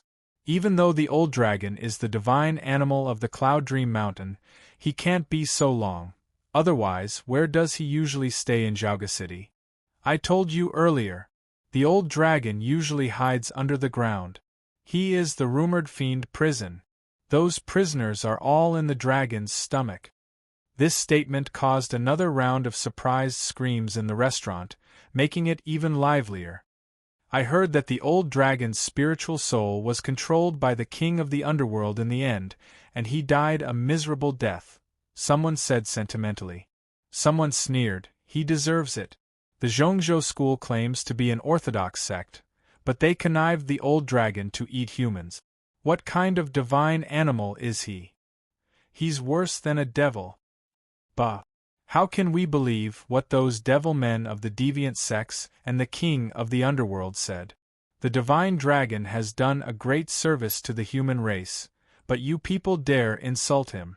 It's truly outrageous. You will die a horrible death. The people with different viewpoints argued fiercely when they couldn't agree with each other, and the strong liquor added to the fun. In the end, it turned into a chaotic fight. It was a mess in the restaurant, with fists and bowls and plates flying in all directions. However, none of the parties used their weapons, nor did they employ any cultivation methods. Those merchants who supported the Zhongzhou school suffered a great loss and were driven out of the restaurant. It was because they were outnumbered compared to those who were gloating over the misfortune of the Zhongzhou school. Jui City was the territory of the Windy Broadsword Church. The reason the Windy Broadsword Church could establish a foothold in the north was that they had suppressed the Kunlun sect by force. How could the people here like the backing of the Kunlun sect? Moreover, this place was very close to the cold mountain, and many cultivation practitioners and merchants in the city had connections with those deviant sects and free-traveling practitioners. How could they stand on the side of the orthodox Zhongzhou school? After the merchants who supported the Zhongzhou school were driven away, the restaurant returned to its usual tranquility. The overturned copper pots were picked up again, and the freshly cut mutton was served with hot steam. The curses were replaced by the sound of finger-guessing games. The clopping of hooves suddenly broke out on the street outside the restaurant, and the sounds of birds flying through the air could be vaguely heard in the night sky, followed by the surprised screams. Something has happened. Something serious has happened. A man rushed into the restaurant from the street and yelled at the people in the restaurant, his forehead full of sweat. A customer who knew him handed him a bowl of rice wine and asked, "What's going on?" The man drank up the rice wine in one gulp and said while panting, "The mysterious dark sect will change its sect and establish a church in 3 days." The people didn't take it seriously at first. They kept eating and drinking, pointing at the man and saying something with a smile. Hearing this, the sound of eating and drinking in the restaurant suddenly stopped, and it became deathly quiet. The mysterious dark sect was going to change its sect and establish a church? For the people in other parts of Chaotian, changing the sect and establishing a church was merely changing the name. It was nothing serious. However, for the residents of Jui City, who were familiar with the history of the Cold Mountain and had a close relationship with the free-traveling practitioners of the deviant sects, it was of course a significant event. Not all the deviant sects were qualified to be called a church. In other words, the word church shouldn't be used carelessly. The Windy Broadsword Church was a small sect that wasn't ranked. If Chao Yuan hadn't appeared out of nowhere, it would have caused a great deal of trouble because of its name.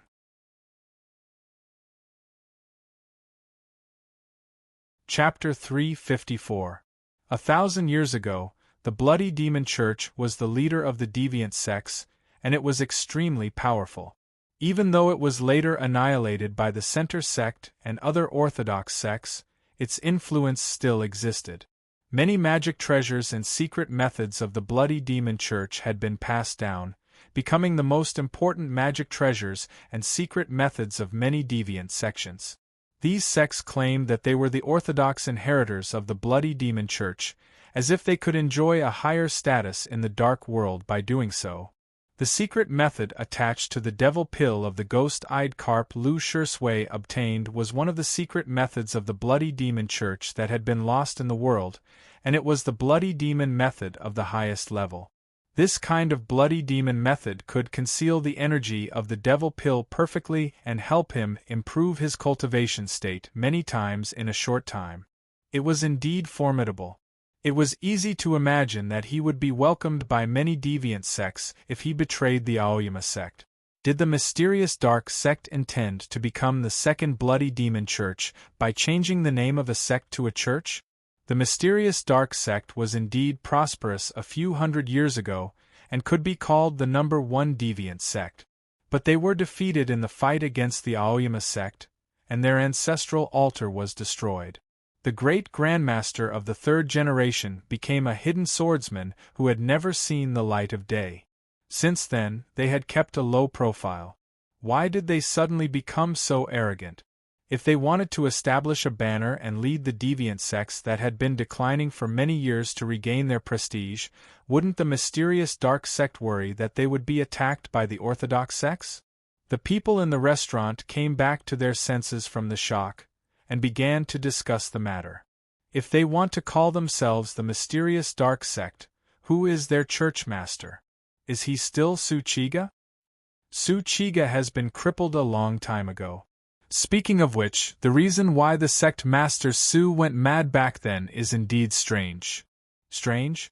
Everybody knows that it was the demon fetus who took revenge for his mother after he grew up.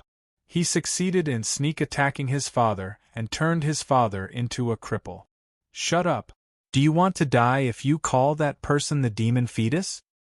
You're really bold. Do you still need to worry about this matter at a time like this? In previous years, even in Jui City where the Windy Broadsword Church was stationed, no one dared to call Su Zai the demonic fetus in a restaurant filled with the aroma of wine and meat. It was because they were afraid that the devil men of the mysterious dark sect would hear it and harm them in secret. Yet, Su Zai had been expelled from the mysterious dark sect and went to the West Ocean, turning over a new leaf. Why would the people in Jui City be afraid of him? I wonder how young clan master Su will react when he learns about this in the West Ocean. The new clan master must be the one in the rumors. He is so mysterious, someone lamented. Jingju listened to these things from upstairs and remained silent. If Guodong was the one he had guessed, she would be the real mystery. The soup in the hot pot was about to dry up. The green onion was slanted on the edge of the pot. It was a little soft and its edges were slightly charred. It looked like the spiritual chi cannons of the immortal guards that had been destroyed. Seeing this, Jingjiu understood what Guodong intended to do. Tong Yen, Suzai, Izhou, the Baodong Zen temple, and turning over a new leaf. These words drifted in front of his eyes like the tiniest water droplets, turning into a patch of mist. A road loomed in the fog. So you wanted to kill Jian Shilai? Jingjiu shook his head and asked Gu Qing, "Where is Pei Bai Fa recently?" Gu Qing was taken aback and said, "After the Battle of the Cloud Platform, Mr. Pei has been cultivating on the Longevity Mountain." The Aoyama sect and the No Mercy sect had been on good terms for generations, so Jingjiu of course knew about this. But he didn't understand why his master suddenly cared about this matter. After a moment of silence, Jingjiu shook his head. Shaking his head wasn't sentimental, regretful, or mocking, it was a denial. Jian Shilai couldn't be killed. Even with Pei Baifa's help, he still couldn't be killed. Outside Jui City, the iron sword broke through the air. Sitting behind Jingjiu, Gu Qing held the white cat tightly, asking, "Master, are we going to the mysterious dark sect?" "No, we're going to the West Ocean," said Jingjiu. To go to the West Ocean from the Snowland, the shortest and most convenient way was to pass through the cold mountain from Jui City, go straight to the seashore, and then go southward along the coastline. If his destination was not Haijiu City in the territory of the West Ocean, but the islands where the Western Sea Sword School was located, all he needed to do was to go to the deep part of the ocean. The black iron sword seemed to be invisible in the darkness of the night, not emitting any sword light. It traveled forward noiselessly, but it still alerted some people. Dozens of broadsword wills appeared in the darkness of the night, heading toward the barren land from Jui City like a chain. The Windy Broadsword Church paid great attention to the establishment of the mysterious dark sect, and sent out so many highly achieved swordsmen. Even if the other orthodox cultivation sects learned of the news, they couldn't come here in a short time. Not everybody could fly as fast as Jingjiu, because the chaotic wind at a high speed could blow someone to death. The starlight dimmed slightly, and the broadsword lights looked like the snow. A slim swordsman of the Windy Broadsword Church appeared in the night sky, asking tersely, "Who are you?" Jingjiu didn't pay any attention to him with his eyes closed. To ride the sword at such a high speed, Jingjiu had to concentrate. Gu Qing stood up and took out the sword board, saying, "A disciple of Aoyama passing by." Sensing the sword wills of Aoyama on the sword board, the swordsman of the Windy Broadsword Church felt surprised, but he still stepped aside to let Jingjiu pass. In the blink of an eye, the iron sword had already traveled a few miles, passing those broadsword wills and disappearing into the darkness of the night. Gu Qing had no choice but to sit back on the sword before he could even express his gratitude. The iron sword went deeper into the barren land, and the terrain became more uneven. The steep mountains ahead were visible under the starlight. They were the rumored Cold Mountain. The Cold Mountain covered a large area, home to countless deviant practitioners and vicious and merciless free-traveling practitioners. In fact, the Windy Broadsword Church wouldn't have been able to defend Jui City if the deviant sects weren't on the decline and the constant internal strife and disunity. Especially when the Broadsword King was in White Town the entire time. The devilish shadows and black smoke with lethal energy could occasionally be seen in the night sky, looking extremely arrogant, completely different from the other places in Chaotian. The deeper one went into the Cold Mountain, the more common this kind of situation was. The great formation of the mountain gate of the deviant sects was connected to the earth source, so it was hard to break through. The most troublesome part was that the deep end of the earth source was often connected to the abyss, and the devil men of the underworld might even appear there. As such, unless they were swordsmen in the broken sea state, the orthodox cultivation practitioners would rarely enter the Cold Mountain alone to avoid encountering danger. The iron sword flew by the edge of the Cold Mountain, so it should be safe. This was the first time Gu Qing had come to the rumored cold mountain, so he felt a bit nervous, but more curious. In order to see a band of black smoke in the distance clearly, he even craned half of his head out, ignoring the coldness. The white cat felt discontented in Jingzhou's bosom, wondering why Jingzhou hugged him so tightly and treated him like a stove. All of a sudden, Gu Qing showed a hint of surprise in his eyes. Countless flames suddenly appeared in the distant mountains, burning the band of black smoke into nothingness.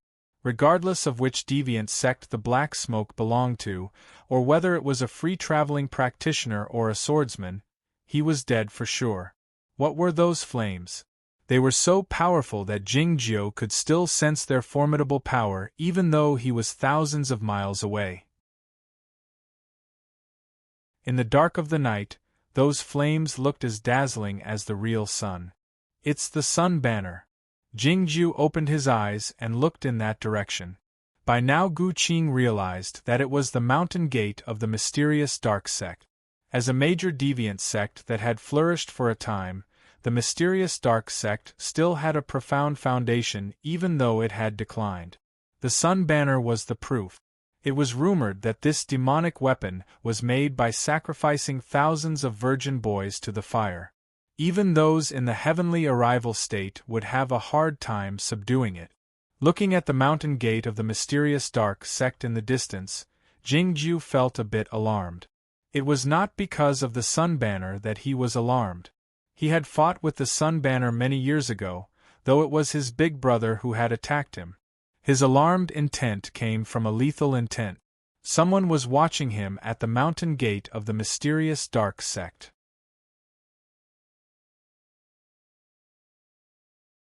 Chapter 355. A pair of eyes, full of resentment and lethal intent, were staring at Jingzhou in the midst of the flames that seemed to be on the verge of lighting up the dark night. These two emotions were so intense that they were about to materialize and come out of the sun banner. There were not many people in the world who wanted to kill Jingzhou, but there were definitely some. However, there were very few people who hated him so much and wanted to kill him so much. Jingzhou looked in that direction in silence. His eyes gradually became as sharp as a real sword. In the deep end of the distant cold mountain was the mountain gate of the mysterious dark sect. It was late at night, but the valley was still dry. It didn't feel moist at all. It was affected by the underground fire source, and also had something to do with the sun banner. Changing sects and establishing a cult might incur the suppression of the righteous faction, so the mysterious dark sect was naturally very cautious. They had activated the great formation of the mountain gate long ago. Somewhere on the edge of a high platform hidden in the cliff, someone was looking into the distance. No one knew what he was thinking, but his back view seemed a little bleak. There was a soft bed in the deep end of the manor cave. The former sect master of the mysterious dark sect, Su Chiga, had been lying here ever since he was paralyzed. Standing by the bed, Gao Ye stared down at Su Chiga's eyes, saying in a hushed voice, "Even if everything goes as you wish, it's still impossible for you to become the church master." As the only surviving elder of the 7th generation of the Xianin sect, his cultivation state was extremely profound. In the past 2 years, he had even grasped the power of the Xianin sect. But now, his face no longer looked like it used to be. Only now did he realize that the so-called mastery was all fake. Su Chiga said nonchalantly, "I've even given up on my own son. Do you think I care about the title of church master?" Gao Ye said in a deep voice, "You better hope that the Windstorm Blade cult and the Kunlun sect won't interfere. Otherwise, if something happens to the mountain gate, you'll be the sinner who destroyed the sect." Su Chiga said, "Chao Yuan was full of deviant energy before he became the Bodhisattva, and Kunlun had been weak for many years. Now that the sun banner is out, would someone like he dare come here to spy on us?" Gao Ye said sternly, "But don't forget that Kunlun still has the Cloud Dream Mountain behind them." Su Chiga said with drooping eyelids, "Now that the fiend prison is in turmoil, the attention of Aoyama and the center sect will be focused on Zhaoga City, so they won't pay any attention to us. It was his idea to change sects and establish a cult. These were the reasons he had explained many times. The mysterious dark sect should seize this opportunity to raise their banner and recruit more masters of the deviant sects and even the rogue cultivators to increase their strength. However, during this process they would not expand, and they would not provoke the big sects of the righteous sect. The theory made sense, but it was often unrealistic to put it into practice. Gao Ye's expression was extremely unsightly. Just as he was about to continue refuting, he suddenly sensed something and turned to look outside the canyon. "Someone is spying on us." As soon as he finished speaking, a gust of wind blew in the canyon. The wind was extremely dry, like an invisible flame that licked everything. Both Gao Ye and Su Chiga on the bed felt it hard to breathe. The incomparably dazzling light enveloped the entire canyon, but the figure at the edge of the platform was not engulfed. Instead, it became even darker. The sun banner rose up from the underground fire source, swaying in the wind and turning into countless flames, engulfing a wisp of black smoke dozens of miles away. This scene caused Gao Ye to be shocked in his heart, and he found it difficult to control himself. He could see clearly that the black smoke was a famous free-traveling practitioner on the cold mountain. Though the rogue cultivator's realm wasn't as high as his, it wasn't far from him. However, he couldn't put up any resistance in front of the sun banner and died quietly. Gao Ye and Su Chiga eyed each other, and they saw the uneasiness in each other's eyes, so they stopped arguing. One was the former sect master, and the other was the elder of the 7th generation. Naturally, they were very familiar with the sun banner, but they felt very strange today. In their hands, the sun banner could only be used as the foundation of the mountain gate formation to resist the attacks from the outside world. It was nowhere near as formidable and powerful as it was now. The reason was also very clear. It was because the ancient secret method of the mysterious dark sect to control the sun banner had long been lost. Even though Su Chiga was the sect master, he couldn't make the sun banner recognize him as its master. Until that person came to the Xianin sect and brought back the secret technique. Looking at the back of the figure by the platform, Gao Ye and Su Chiga had a complicated expression in their eyes. In the beginning, Gao Ye was delighted when he found that that person had mastered the most ancient mysterious dark demonic style. He wanted to use him to drive away Su Zai and then use him as his puppet. Su Chiga had the same idea. But both of them failed. That person possessed a fortitude and ruthlessness far beyond his age, as if he was born to be a deviant swordsman. In the end, he ignored the thoughts of Gao Ye and Su Chiga, and had the entire mysterious dark sect in his hands. There are flying swords of the Aoyama sect in the distance. That person said this emotionlessly. Gao Ye said urgently, "Sect Master, please be careful." Su Chiga said almost at the same time, "Sect Master, please think twice." Now that the power of the sun banner had increased tremendously, and the mysterious dark sect was at the peak of their morale, they could kill other orthodox disciples easily, but that was the flying swords of the Aoyama sect. The mysterious dark sect and the Aoyama sect had a deep grudge against each other, as well as a deep fear of each other. If a war broke out between the mysterious dark sect and the Aoyama sect, would the mysterious dark sect have to move their sects again? That person took 2 steps toward the platform, his body trembling slightly. His fists hanging by his sides were surrounded by black smoke. It seemed that he was very excited. One of his legs was lame. His eyes were full of lethal intent and resentment. Nobody could see the scene 1,000 miles away, but he could see Jingjiu on the iron sword with the help of the sun banner. After the sun banner recognized him as its master, his cultivation state, which had been gradually perfected in the demonic method, had increased sharply again. In other words, he was very powerful now. As such, he had a strong impulse to kill Jingjiu. He had gradually calmed down, his hands no longer trembling, and the black smoke surrounding him had gradually dispersed. He gave up because he was too far away, and he wasn't sure if the sun banner could kill him. One day, I'll kill you and Zhao Lei. His name was Wang Xiaoming. Not long after he was born, the small village he lived in was swallowed by the mudslide due to a fight between two cultivation practitioners. Shi Fengqian, an official of the Pure Heaven Bureau, saved him and raised him. When he was young, he worked as a laborer in the warehouse of the Pure Heaven Bureau and had a worker named 72. What he liked to do most was to go to his adoptive father's house to cook and feed the chickens. 12 years ago, Shi Fengqian bribed Bulo Lin to assassinate Zhao Lei through the crown prince's manor, and he committed suicide in front of Jingjiu after the assassination failed. He was the first person to witness the terrible scene.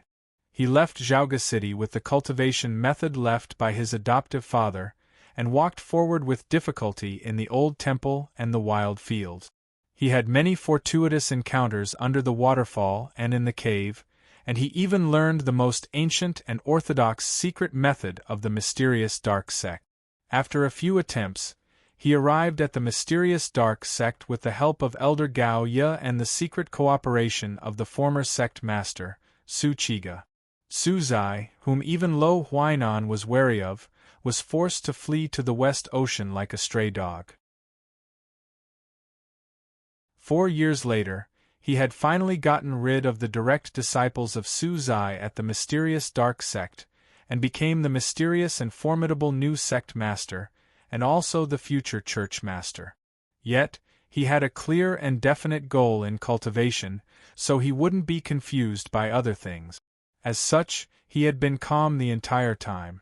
He was fully aware that there must be something hidden behind those fortuitous encounters. It didn't matter. The main characters in the stories were usually like this. A huge hand in the dark sky was controlling their lives, and the truth would be revealed one day. Yet, the main characters in the stories would always crush the huge hand into pieces in the end. Wang Xiaoming knew that he was such a person. He knew more than that. I know that you want to use this matter to attract more attention and push me to the forefront, in order to obtain a chance of survival in the chaos. It would be better if you could kill me. He said this while looking at Su Qiga on the bed. I know that you seem to be arguing with him on the surface, but you have actually joined hands with him in secret in an attempt to turn me back into the puppet I used to be. He said this while looking at Elder Gaoya. It was deathly quiet in the manor cave. The light in the valley grew dimmer. Su Qiga remained silent. Gaoya was startled. He didn't expect this young man, who didn't know anything back then, to be able to see through the intentions of these old foxes. I don't know anything about scheming and scheming. All I know is that everybody is a stranger in a strange environment, and the strangers are the enemies. Wang Xiaoming said to them, if I could treat everybody as my enemy, I wouldn't be deceived. After a moment of silence, Gaoya said, I'm really not willing to die in your hands. He was the elder of the 7th generation of the mysterious dark sect, and his cultivation state was exceedingly high. Even a swordsman in the broken sea state of the Aoyama sect was not his equal. However, this place was the center of the mysterious dark sect, and also the center of the great formation of the mountain gate. Wang Xiaoming, who possessed the sun banner, could kill him easily. Since you used me to control the sun banner, you have to accept the fact that I can kill you with the sun banner at any time. Wang Xiaoming continued, but it's reasonable for you to want to kill me, so I'm not angry. I can give you a chance. The expression on Gao Ye's face changed slightly as he asked, what should I do? Obey me and beg for my forgiveness, said Wang Xiaoming. You're not a divine demon.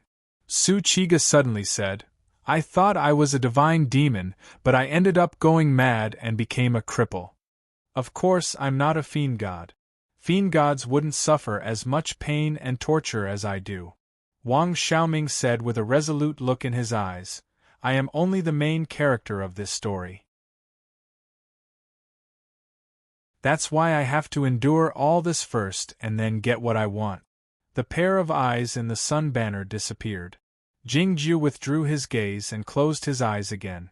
The iron sword sped up again, heading toward the depths of the night in the west. The swordsman of the Windy Broadsword Church in the back had also sensed the unusual commotion in the deep part of the cold mountain. Looking at the gradually diminishing flames, the experts of the Windblade School felt a little heavy in their hearts. They gathered at a certain mountain peak. The mysterious dark sect was indeed arrogant, but the key question was why the Sun Banner's momentum was so astonishing, far exceeding the records of the past 200 years. Someone asked, was that fellow Taoist from the He clan? The tall and skinny expert of the Windblade sect said, Senior from the Oyama sect, may I know which elder you are?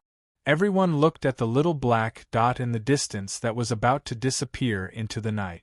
They thought to themselves that with such a shocking speed, he was probably not an ordinary elder. The faint sound of waves came from the front. In an instant, the sound of waves could be heard as clearly as the thunder. Jingju opened his eyes and looked at the ocean in front of him. It was dawn. The morning sunlight shone on the surface of the ocean, dyeing the seawater with a complicated color. It was hard to tell if the color was blue or golden, but it had a strange sense of beauty. This place was 1,000 miles north of Haijo City, a desolate place.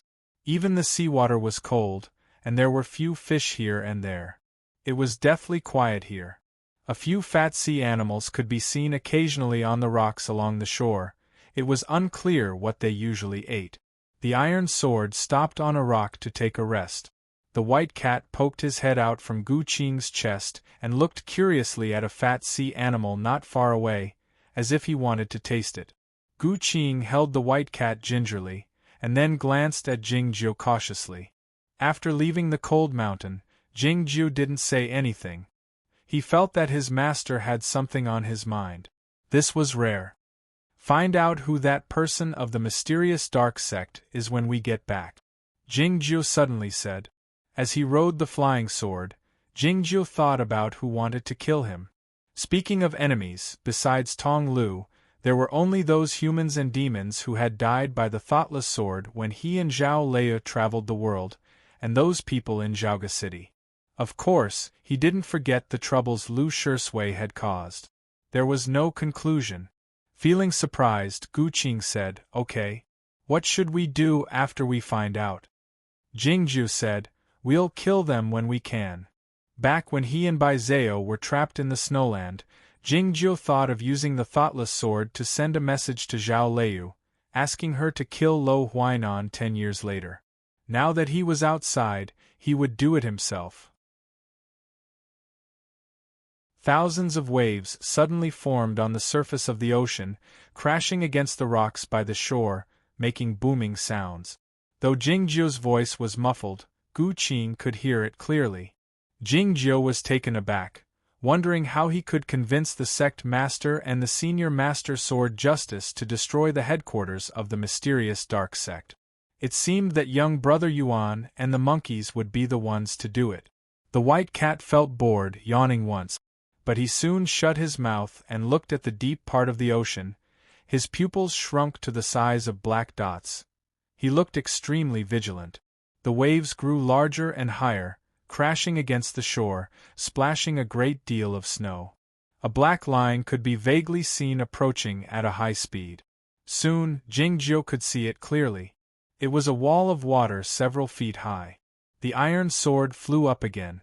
A moment later, a thudding sound like thunder burst out from below, and the spray shot up into the sky like sharp arrows, wetting Gu Qing's clothes. Looking at the deep part of the ocean, Gu Qing saw more and more terrifying white waves, his face turning pale.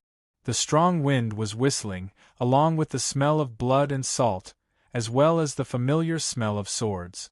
Two powerful swordsmen were fighting in the deep part of the distant ocean. Even though the spray caused by the two flying swords was hundreds or even thousands of miles away, it was still so terrifying when it reached the mainland. What would it feel like if Jingju were to be in the middle of it? The sun banner he saw last night couldn't be more powerful than this, even if it were to exert its full strength. Who was fighting there?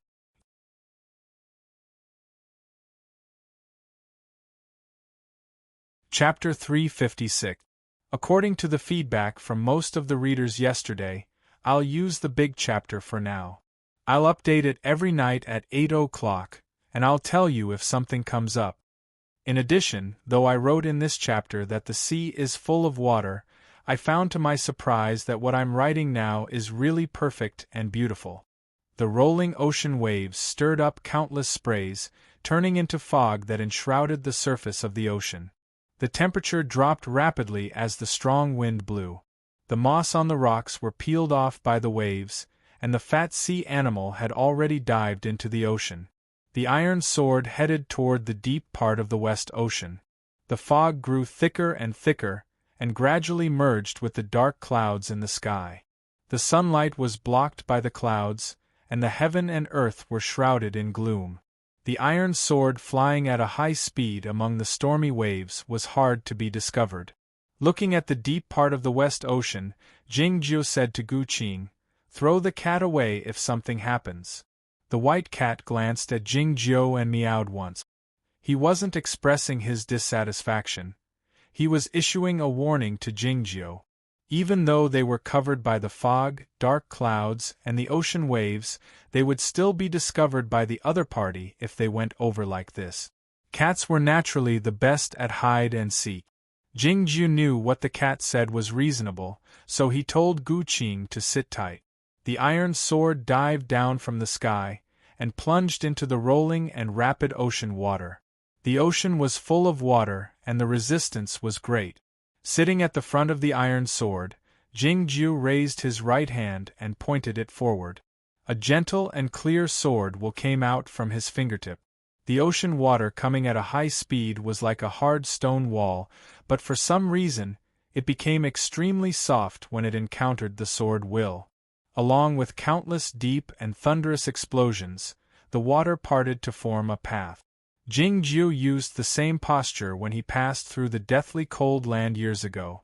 The difference was that he used the six-dragon sword style of Shuriwe Peak at that time, and he used another sword style today.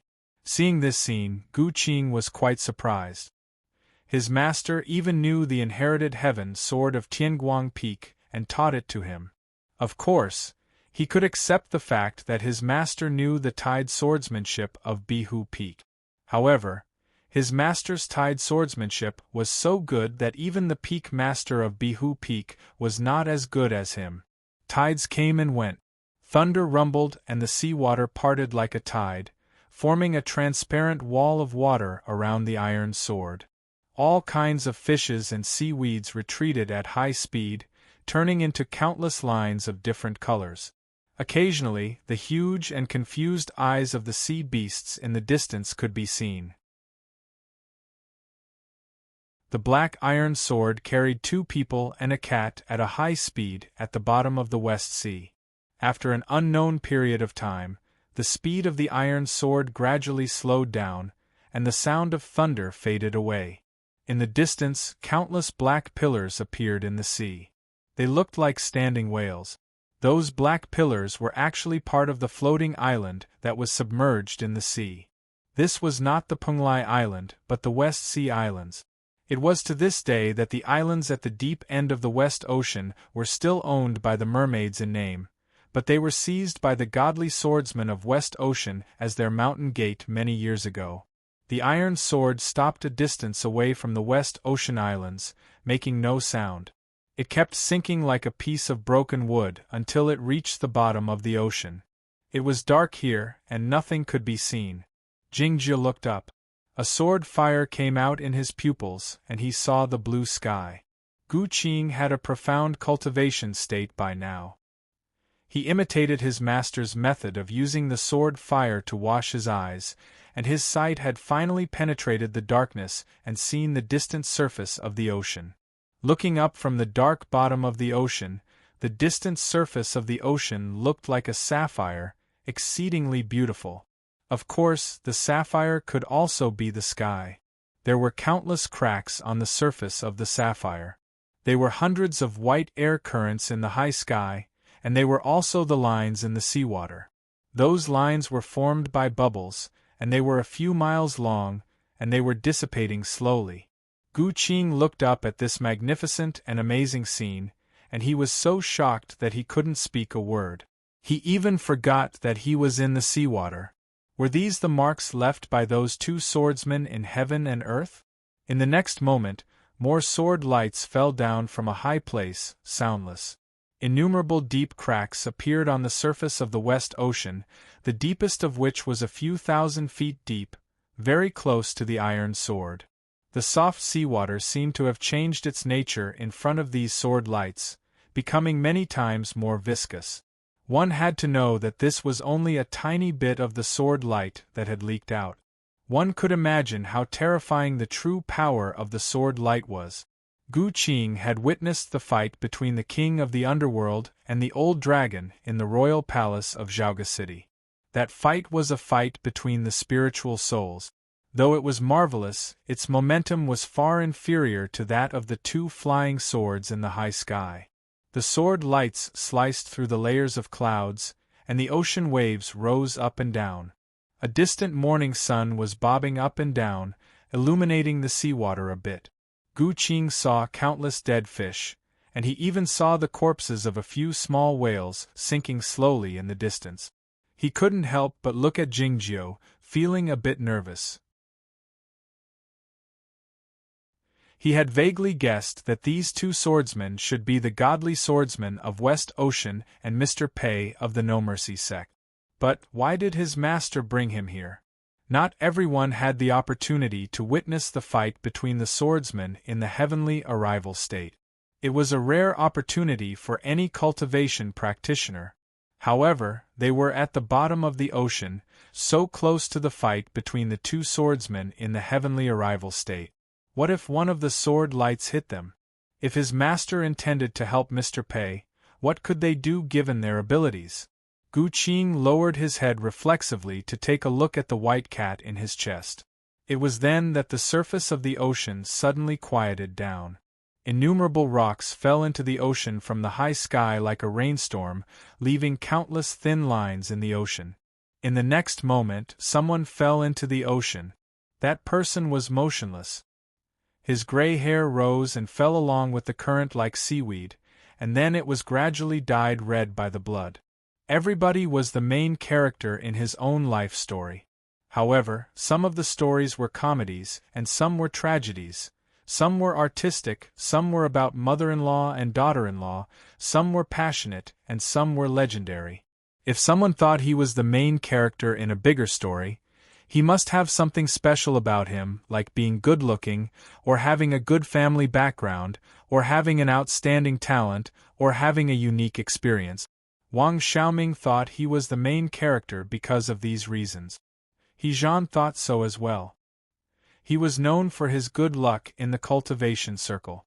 Even though he knew the truth behind his good luck, it didn't affect his opinion.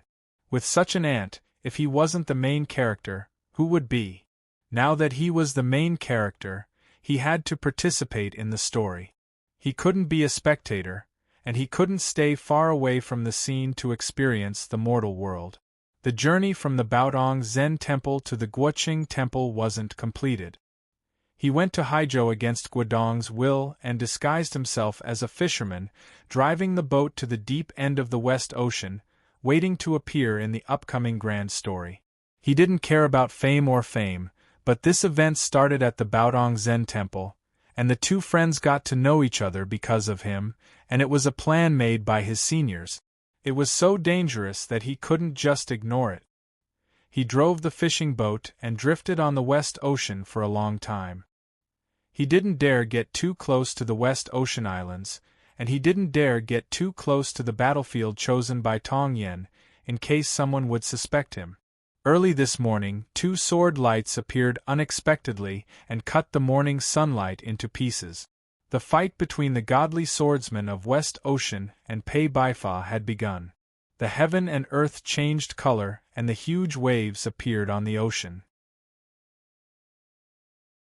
In an instant, his fishing boat was smashed into pieces by the huge waves, sinking to the bottom of the ocean. He Zhan didn't dare fly up. He drifted in the incessant waves while holding a wooden plank.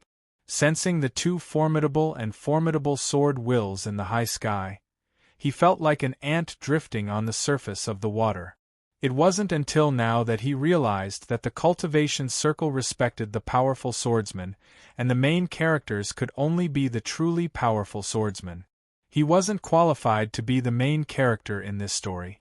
Yet, he had never thought that he would be able to participate in the action of killing the godly swordsman. All he wanted to do was come here to take a look and see if there was anything he could help with. As for how he could help, he had no idea.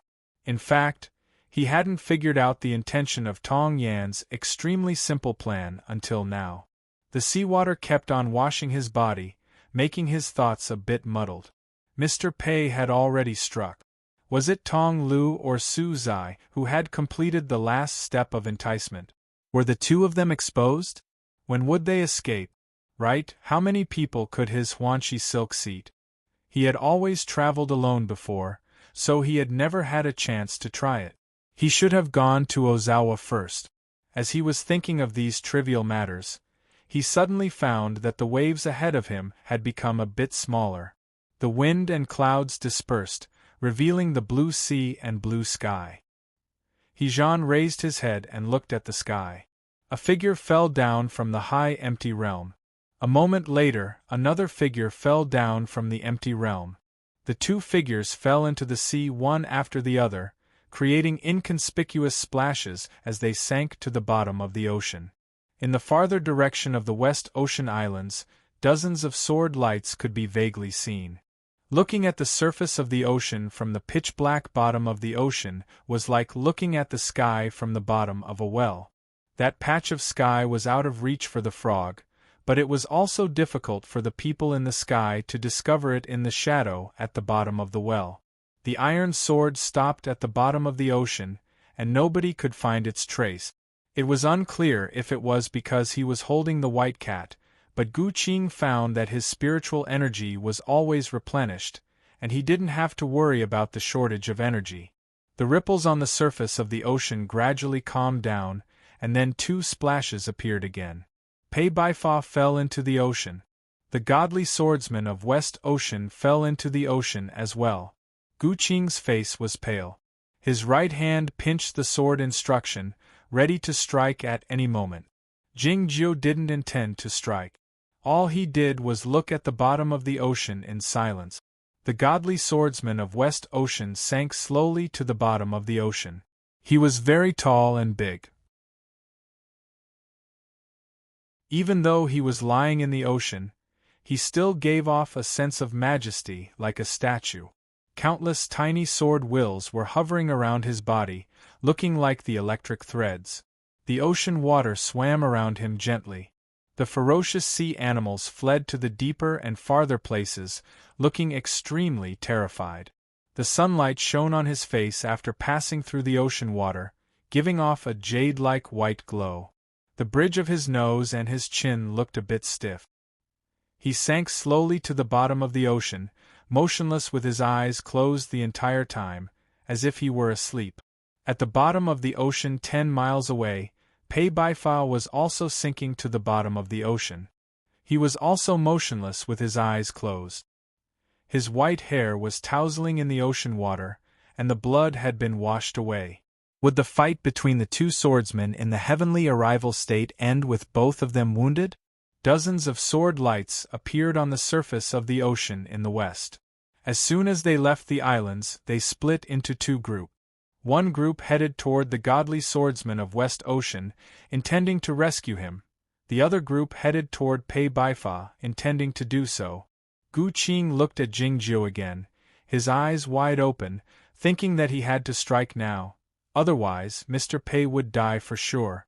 Even the white cat reached out his front paw and scratched Jingjiu. He didn't look at Pei Baifa, but at the patch of ocean where the godly swordsman of West Ocean was, thinking that since this person was a formidable enemy of the Aoyama sect, he shouldn't miss such a good opportunity. He should let him go and kill him. Jingjiu didn't pay any attention to Gu Qing. He was also looking at the godly swordsman of West Ocean, but his line of sight didn't fall on the godly swordsman of West Ocean, as if he was afraid of alerting something. His right hand was pressing tightly on the white cat. The flying swords leaving the islands of West Ocean were divided into two groups. Naturally, the elders and disciples with higher status and more powerful prowess went to the rescue of the sect master. The rest of them went to a farther place. Killing Pei Baifa was of course a great achievement, but it was a dangerous task. And who didn't want to be the first person the sect master saw when he opened his eyes? Su Zai joined the Western Sea Sword School as a guest, and he was valued by the godly swordsmen in the last 2 years. As such, he was not liked by the people of the West Ocean sect, and he was often ostracized. Of course, he wanted to go to the place where Pei Baifa was. It didn't take long before he and a dozen disciples of the Western Sea Sword School arrived at that patch of ocean. The flying sword struck down toward the surface of the ocean. The hidden tide sword style of the Western Sea Sword School was very powerful in such an environment. Soon, the swords broke through the ocean water, revealing the body of Pei Baifa. Su Zai's face grew even greener, and his energy suddenly grew colder. He reached out his hand and grabbed Pei Baifa out of the ocean. The disciples of the Western Sea Sword School didn't react immediately. A green leaf flew out from Su Zai's mouth and expanded along with the wind, turning into a green flying boat, which broke through the air instantly and headed toward the east. The disciples of the Western Sea Sword School realized that Su Zai intended to rescue them. The shouts rang out on the surface of the ocean, and the crowd chased after him on their swords. Unexpectedly, a wall of water suddenly formed in the ocean, blocking their way. The wall of water had a faint green color, as if it was mixed with many aquatic plants, exuding a strange stinky smell, indicating that it contained a strong poison.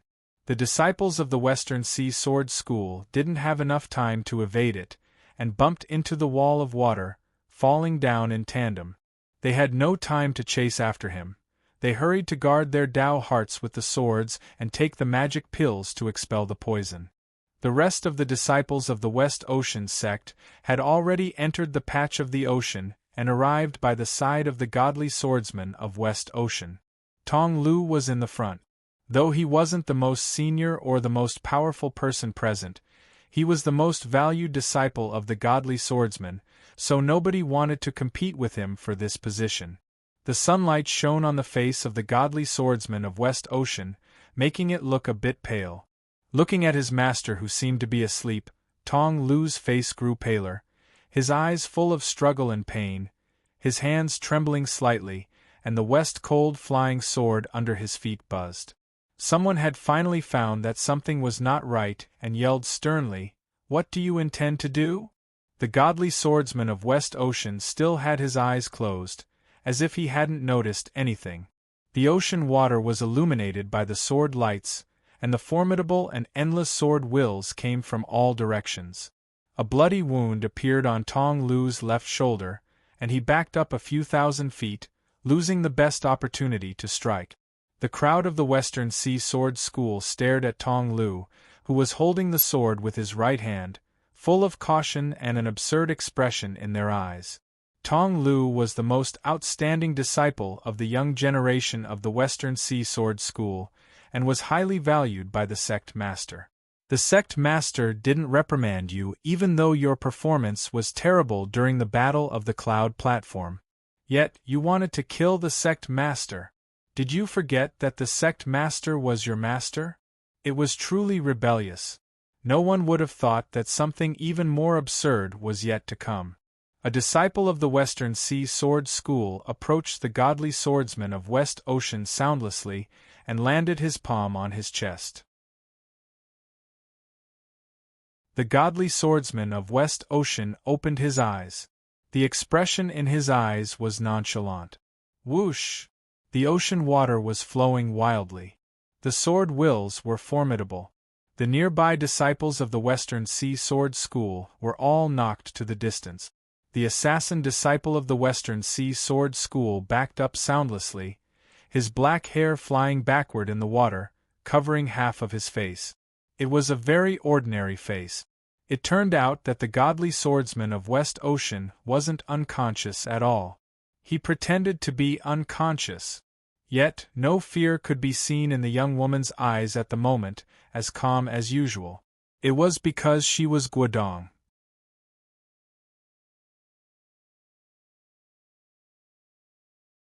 Chapter 357.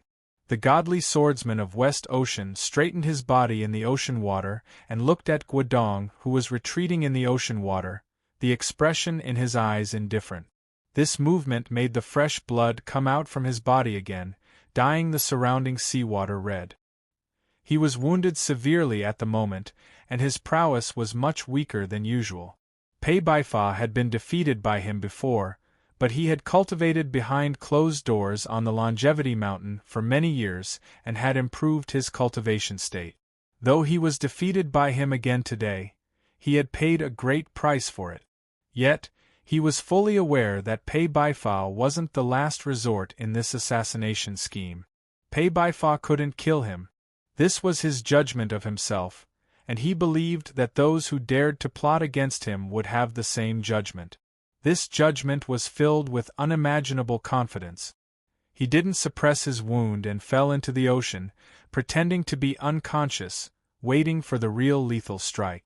Even when Tong Lu was about to strike, he still didn't open his eyes. He didn't expect Tong Lu to be hesitant, and the one who would strike was a seemingly ordinary young woman. The formidable sword Wills left the body of the godly swordsman of West Ocean along with the blood, heading toward the distance. Guodong retreated to the deep part of the ocean, her body on the verge of disappearing into the darkness. A white handkerchief appeared in her hand. Pa! A crack appeared on the handkerchief, spreading to both sides, exposing the broken sections of the silk threads, which looked like gold or jade. This handkerchief was made of the precious natural worm silk. The sword Wills arrived again. Another handkerchief appeared in Guodong's hand. A crack appeared on the handkerchief again, and then spread out. Pa! A series of sounds rang out in the ocean water. Dozens of handkerchiefs broke apart, dancing like butterflies. Nothing could block the sword Wills anymore. The lapel of Guodong's dress cracked slightly. A ray of light came out and then broke into countless light specks. Her protective magic treasure was also broken. Guodong lifted her face slightly, a string of blood beads drifting out from the corner of her mouth, hovering quietly in the ocean water. Her body was hovering quietly in the ocean water, not moving anymore. The expression in her eyes was still calm, devoid of any fear of death. Looking at the young woman in the distant ocean water, the godly swordsman of West Ocean had a strange feeling. Her cultivation state was high for someone of her age, but it was not worth mentioning for him. Yet, he sensed clearly that if he were unconscious earlier, the palm of the young woman would definitely kill him. This had nothing to do with one's realm, but with one's foresight and experience. Regardless of whether it was her aura or anything else, it showed that she was indeed very young. However, he had never seen such a seasoned and ruthless attack. He withdrew his line of sight from the handkerchief floating in the seawater and sent a wisp of his divine sense over. "Who are you to Shui Yu nunnery?" Guodong didn't answer this question. Tong Yan's plan didn't include her. But she knew what Tong Yan meant. She had come to the West Ocean even though she hadn't recovered her cultivation base yet. Pei Baifa wasn't a lethal move, neither was Tong Lu nor Su Zai, but she was. Unfortunately, she was still unable to kill Jianxi. Making a move now was indeed a little too forceful. She thought to herself, the godly swordsman of West Ocean didn't get angry because of her silence. He turned around and looked at the green boat that was flying into the distance. The entire West Ocean sensed his mighty divine will. "This is your trap. I came to participate, but you still lost." The green flying boat was a demonic artifact of the mysterious dark sect, and its speed was extremely fast. At this moment, it was already more than 200 miles away from the islands of the West Sea. Yet, nothing could travel faster than the divine will. Thunder suddenly boomed in the tranquil heaven and earth. It was the words of the godly swordsman of West Ocean. Suzai suddenly said with his head lowered, "No need to pretend. They have already failed." Pei Baifa opened his eyes slowly and said, "I'm blind even though I have my eyes open."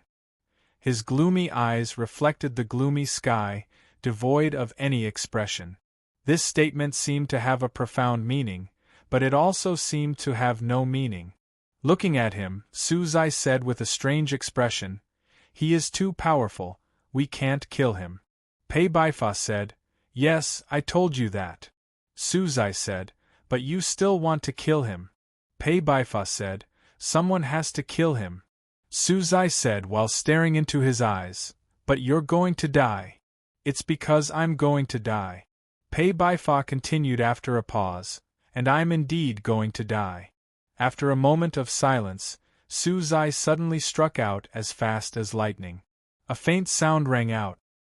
His right hand pierced deeply into Pei Baifa's chest. Almost at the same time, Pei Baifa thrust his palm down. Though he was severely wounded and on the verge of death, he was still a figure in the heavenly arrival state. This palm strike was like the clouds returning to the mountain, light and unavoidable. Pa! Pei Baifa's palm hit Suzai's head. Suzai's forearm was covered with a layer of shallow scales, fresh blood flowing out from the scales. The back of Pei Baifa's hand was full of wrinkles, white smoke rising from it. Suzai's face was pale, and his body was trembling. It seemed that he was in great pain, sweating profusely. Pei Baifa's expression was indifferent, and he was even looking in another direction. No. A shocking shout suddenly burst out on the surface of the ocean. It was too late. Suzai pulled his hand out of Pei Baifa's chest, holding a broken heart in his hand. Pei Baifa's hand slid down feebly, as if he had touched Suzai's face lightly. Suzai's face was even paler than before, like the snow. Pei Baifa said in a feeble voice, "The small boat is gone from here on." Suzai said in a low voice, "Goodbye." Pei Baifa closed his eyes, no longer breathing. An angry shout burst out on the surface of the ocean again. "I'm going to kill you!" A violent wind suddenly whipped up. A magic treasure that looked like a mist or a gauze fell down along with the water vapor, enshrouding the green boat. It was the Huanxi gauze of Shuiyu nunnery. Hejan, covered in water, leaped over like a madman. The death of a figure in the heavenly arrival state would cause some reaction in heaven and earth. A patch of cloud suddenly appeared in the blue sky. In this incomparably vast world, this cloud just happened to block the sun, and it was completely unbiased. The whole of the West Ocean grew dark. The godly swordsman of West Ocean was the first to sense the death of Pei Baifa. After a moment of silence, he waved his sleeve lightly.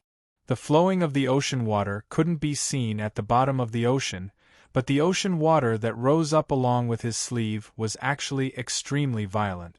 It was like this sword of his. It was very casual, and it couldn't be seen, but it was extremely formidable. Guodong couldn't evade this sword, let alone leave. They were all dead, and she should be dead as well. The godly swordsman of West Ocean was fully aware that this extraordinary young woman must have her own story, but he didn't want to hear it. Knowing was usually a kind of cause and effect. The sword light fell down. The ocean water parted. It was empty. The sword struck the empty air. Guodong disappeared from the original spot. As she reappeared, she was already a few thousand feet away. The godly swordsman of West Ocean was a bit surprised, looking in that direction. The ocean water there was filled with bubbles, and the scene was a bit blurry. Yet, he could see clearly that it was a young man who led Guodong away. After a brief moment of bewilderment, the young man led Guodong to a farther place. His movements were erratic and unpredictable, as if he were a ghost. The godly swordsman of West Ocean broke through the ocean water and arrived in the sky. He looked at the surface of the ocean, and his line of sight grew distant. Then he wielded his sword again. The formidable sword wills enshrouded the surface of the ocean. A great amount of blood shot out from the surface of his body like sharp arrows. A flash of cold sword light landed a few miles away, noiselessly. He paid no more attention to the situation there. He turned around and looked at the green boat a few miles away. He waved his right hand and another flash of sword light shot out. The magic treasure that looked like fog and gauze bound the green boat tightly, preventing it from leaving. He-Jean charged at Su-Zai like a madman.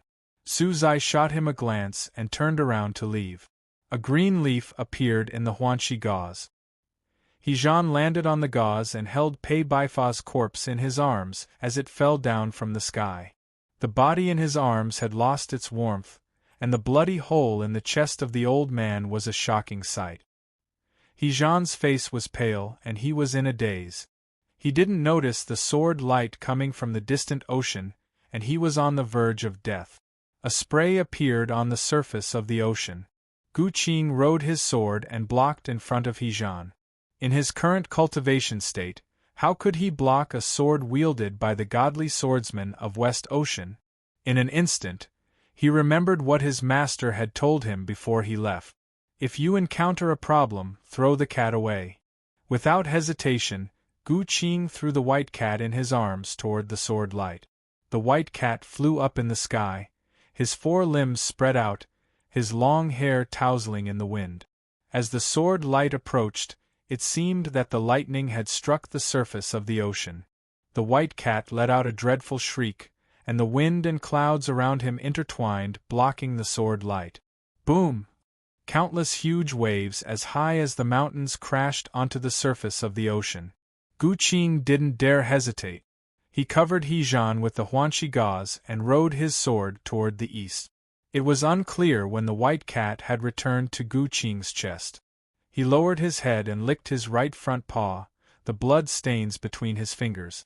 The huge waves as high as the mountains crashed into the ocean, creating countless sprays like a rainstorm.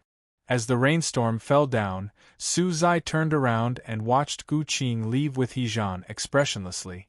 Dragged in the gauze net, He-Jean looked like a pig being dragged to the slaughterhouse, rubbing against the surface of the ocean once in a while, creating many sprays. Seeing this scene, Su-Zai suddenly let out a laugh. It didn't take long before he returned to the place where the group of the Western Sea Sword School was. Fortunately, I didn't disappoint you. Pei Baifa is dead. He said this while looking at the tall figure in the sky. It turned out that he had betrayed the school a long time ago. Since the godly swordsman of West Ocean was aware of this fatal trap, it was impossible for him to be killed. Tong Lu spat on his face. Su-Zai could have dodged it, but he didn't. He stood on the same spot in silence. Pah! The spittle landed on his green face, looking even paler and more disgusting than before. You're a pile of pus, green and stinky. Tong Lu said this while staring into his eyes. Su-Zai didn't try to defend himself, remaining silent. The godly swordsman of West Ocean asked Tong Lu expressionlessly, "What are you then?" After a long moment of silence, Tong Lu said, "Master, I hope you're perfect." "Nobody is perfect," the godly swordsman of West Ocean said, "except for the dead." Tong Lu said, "Though this disciple didn't mean it, what you said is sensible." Having said that, the West Cold Sword left the bottom of his feet. He fell down from the sky. A flash of sword light flashed. The West Cold Sword brushed past his throat, leaving a bloody line behind. Tong Lu's body landed on the surface of the ocean. It was impacted. His head separated from his body. Gradually, it separated from the surface of the ocean. He sank gradually. After a moment of silence, the godly swordsman of West Ocean said, "You didn't dodge it, which means you feel guilty. It's good." He said this while looking at Su-Zai. Yet, both Su-Zai and the disciples of the Western Sea Sword School thought this statement was directed at Tong Lu. It was quiet on the surface of the ocean, the sound of the waves barely audible. Su-Zai asked, "Who was the person who showed up later?" It was someone from Aoyama. The voice of the godly swordsman of West Ocean was devoid of emotion. Suzai arched his eyebrows slightly. The scheme designed by Tong Yen didn't involve the disciples of Aoyama. Was it possible that Guodong invited them? The godly swordsman of West Ocean looked at the patch of ocean 10 miles away. That person moved so fast that it was unclear which peak the elder of the Aoyama sect belonged to. But since he was hit by his sword, he would die for sure. Except for Lu Xi and Yuan Qijing, the 9 peaks of Aoyama were of no significance to him. But who was the person who blocked his sword in the end? He should use his spiritual awareness to ascertain the situation at that place, but he was wounded severely by Pei Baifa that day, and he was a bit tired. The godly swordsman of West Ocean turned around and flew toward the islands. Looking at his back, Suzai suddenly felt that this unparalleled swordsman seemed a bit old. The dead fish drifted to the surface of the ocean once in a while, but they were few in number, attracting a few birds to descend and peck at them. Some of the dead fish were washed onto the beach by the ocean wave. The dead birds, broken wood, and white foam could be seen on the beach, exuding an unpleasant smell. As the ocean waves receded, 2 people appeared on the beach, holding each other. Jingjiu was lying on the ground, Guodong in his bosom. The seawater dripped down from his wet hair and landed on Jingjiu's face, waking him up. Looking at her face, Jingjiu still couldn't find anything familiar about her. Guodong was also looking at his face. Jingjiu's face was very good-looking. They were so close to each other. If it were any other girl, she would feel a bit shy under such circumstances, but she didn't feel anything. "How long are you going to lie here?" "It should be a long time," replied Jingjiu. She realized by now that he was wounded and couldn't get up. The sound of ocean waves faded away. Guodong turned around from Jingjiu's bosom. This simple movement had used up all of her energy. As her gaze fell on Jingjiu's body, she realized that his wound was more severe than she had imagined. Jingjiu's body was almost cut in half, with only his vertebrae still connected. There was a large gap at his waist. If one looked down from above, they could even see the sandy ground under his body. It was a bloody scene, but in fact there was no blood at all. The fresh blood had been washed away by the ocean water, and the broken muscles and internal organs looked white after being washed. They looked smooth, devoid of any impurities or dirt. The expression on Guodong's face changed slightly. It wasn't because Jingjiu was still alive after suffering such a severe wound, and he didn't scream out in pain. It wasn't because the sword wielded by the godly swordsman of West Ocean from a distance of 10 miles was so powerful. "This is the first time I've seen someone whose internal organs are as clean as yours," she said. "Have you seen many people's internal organs?" asked Jingjiu. Guodong replied, "Nobody has seen more internal organs than me." Jingjiu thought it was a matter of course. The flames of war lasted for 3 months. Tens of thousands of people died at your hands. She had seen this kind of scene the most.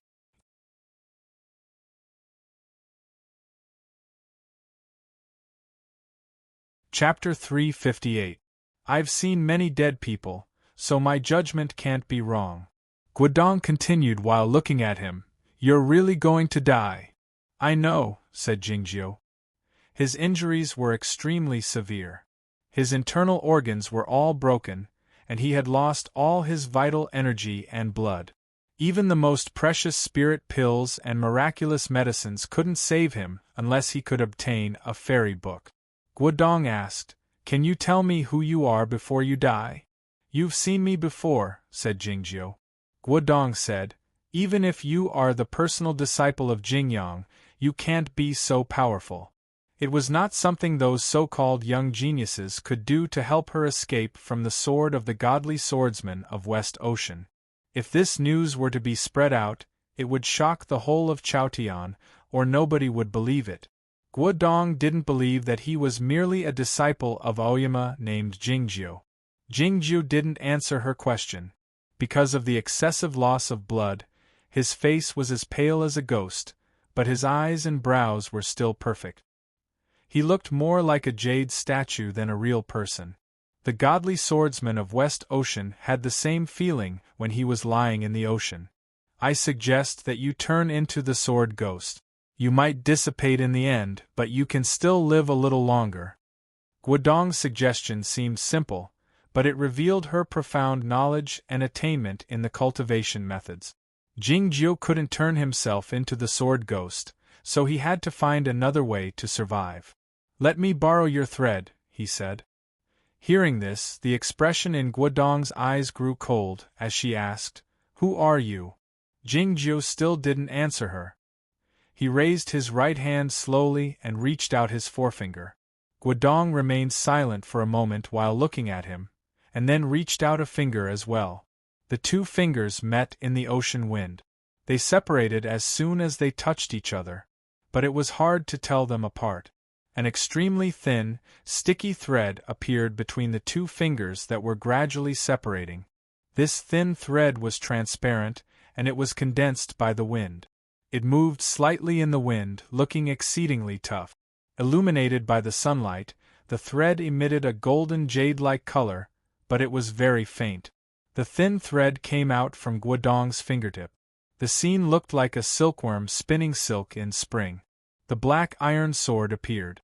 Silence hung on the beach, right where their shoulders touched. Jingjiu stuck the extremely thin silk thread to the edge of the iron sword. The iron sword brought the thread to his abdomen and trembled slightly. Guodong didn't understand what he was doing. The iron sword was actually moving in a very small area, but because it was moving so fast, it looked like it was trembling. It didn't take long for the iron sword to reach another place inside Jingjiu's abdomen with that extremely thin silk thread. "I'm stitching up the flesh on my back. Now I'm repairing the fracture on my spine," Jingjiu explained. Guodong couldn't sit up, so she couldn't see the scene. All she thought was that it was ridiculous. If that was the case, then her natural silk was actually sewn into this man's body. She felt even more strange. Wild silk was the thinnest and toughest silk thread in the world. It was perfect for sewing wounds. Yet, apart from Guodong and Bai Zhao, nobody could find so much natural silk. The iron sword moved at a high speed inside Jingjiu's abdomen, along with the natural silk thread, stitching up incessantly. A minute later, the fracture on the spine had been repaired. The iron sword moved to another place and started stitching up the internal organs. Of course, it was not only the internal organs that needed to be stitched up, but also the mucous membranes and blood vessels on the surface, which had to be more precise. Yet, the speed of the iron sword didn't slow down. On the contrary, it sped up, leaving behind many residual shadows. "Why do I feel it's faster?" asked Guodong. Jingjiu said, "It seems easy to repair the bones, but it's actually quite troublesome.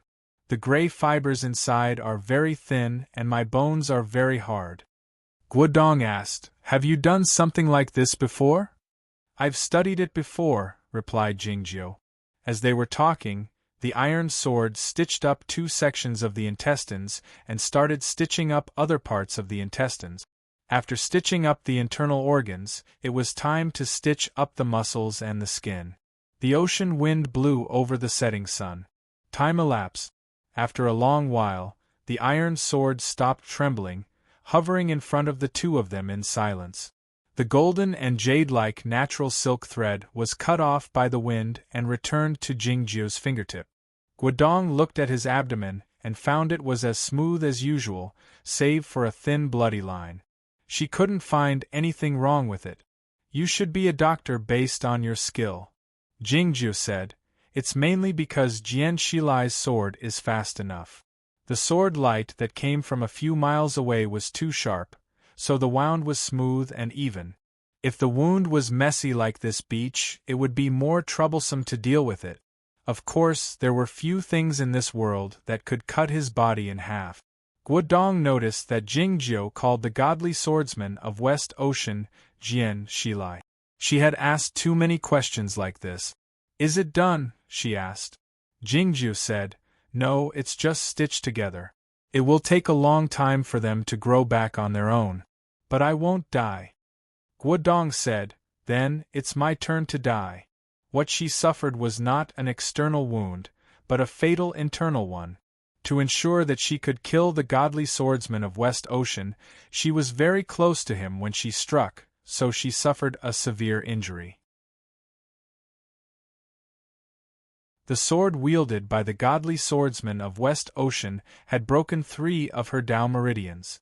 Her body looked fine at the moment, but she couldn't move her body below the neck, like a paralyzed patient, and her life force was fading away.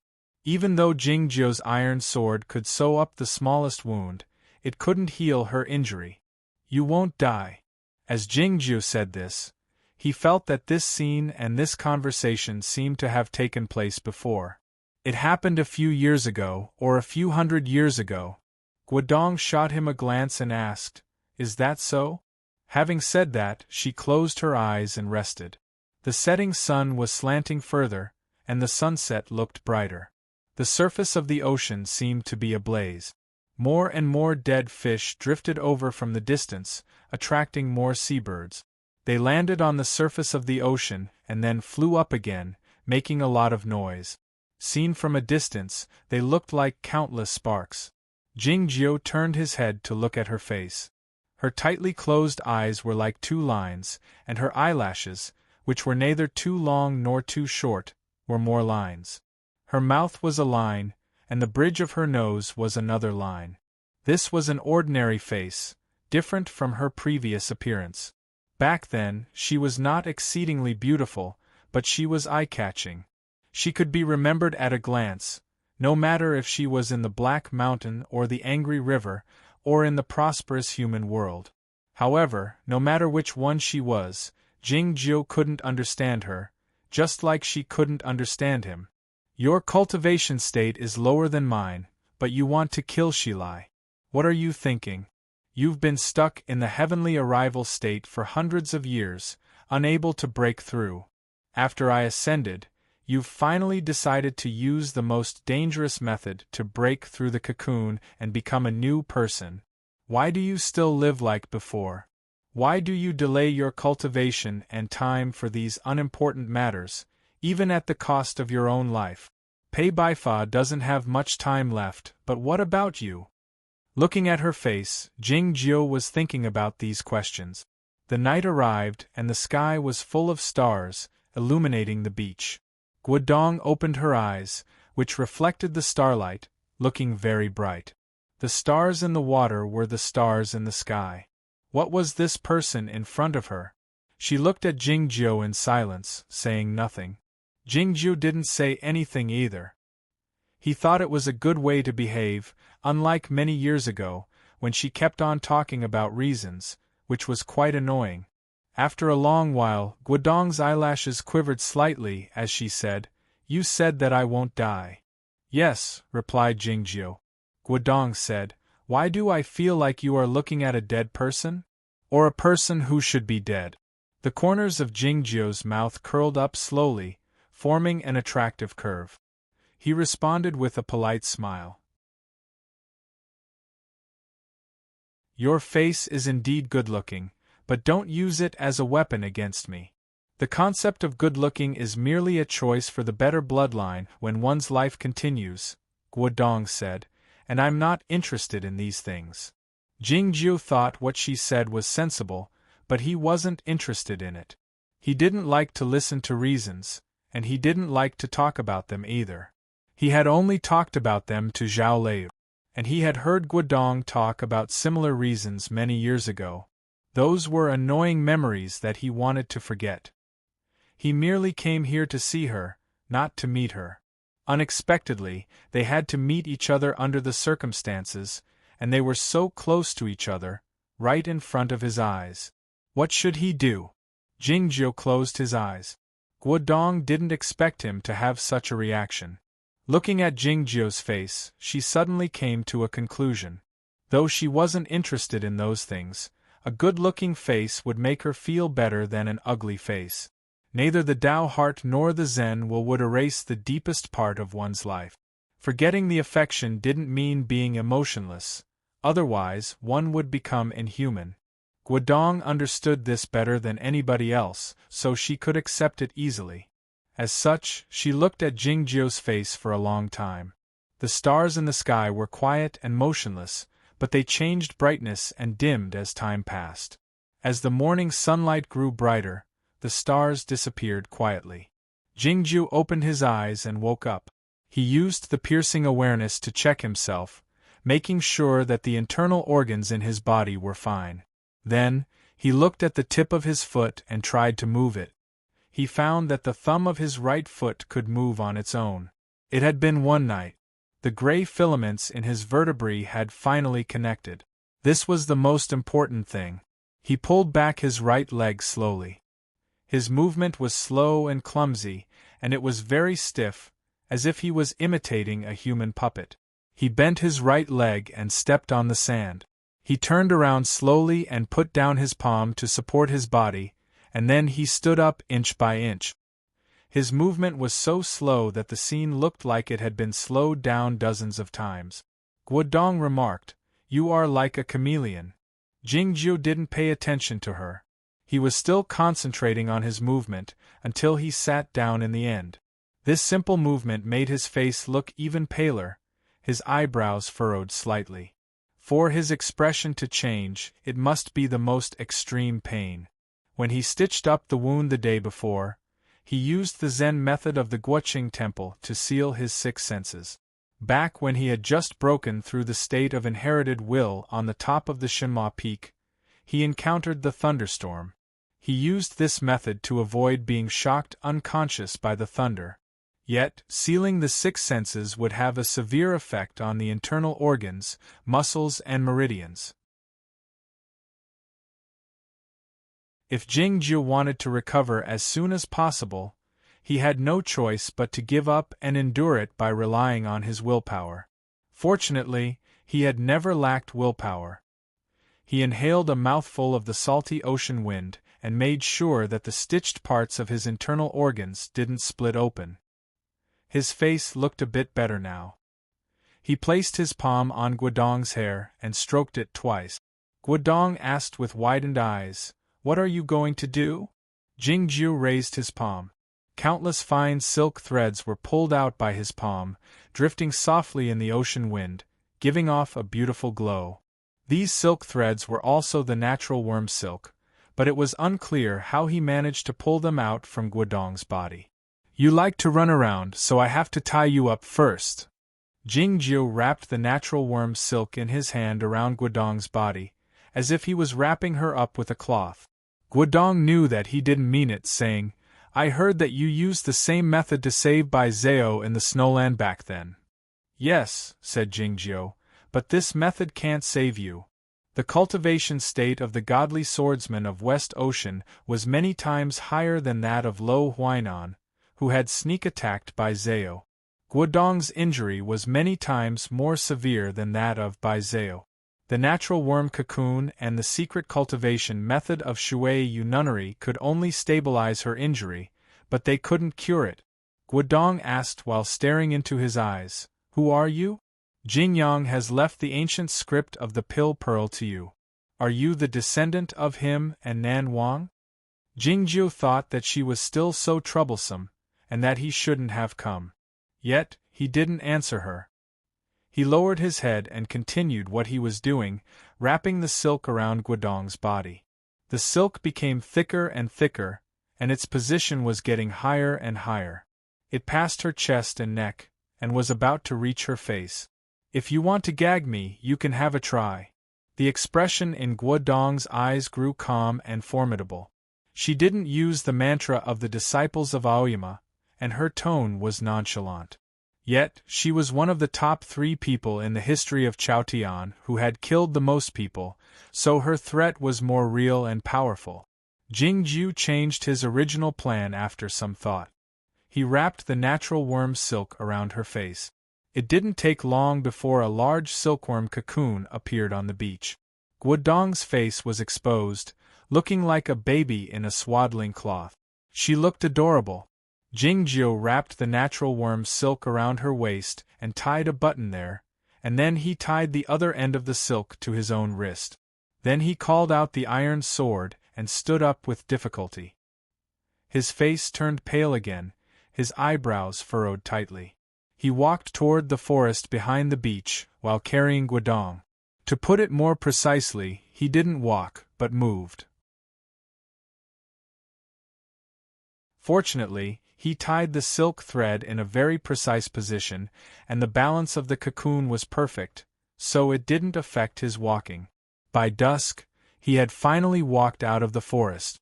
It was about 1 mile away. The newly changed cotton cloth was soaked by the blood again. Jingjiu had gotten used to the pain, so he didn't furrow his eyebrows any longer, but he couldn't walk faster. At the moment, he couldn't even ride the sword, let alone use the underworld fairy sword. All he could do was use his feet to move his body slowly. There was a muddy road outside the forest, bumpy and uneven. The marks of the wheels and the hooves of the oxen had faded away. It seemed that few people came here on a regular basis. Jingjiu walked slowly toward the distance while carrying Guodong. He recalled the time when he and Lu Shui left the small village and followed Master Mo back to Oyama. He didn't understand why he felt it was good to walk at the time.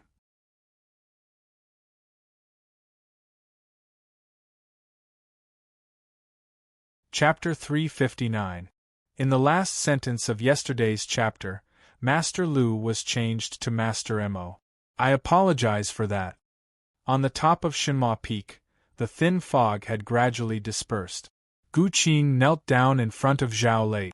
Neither Jingjiu nor Zhao Lei liked their disciples kneeling down, but Jingjiu had to kneel down that day, because he came back alone.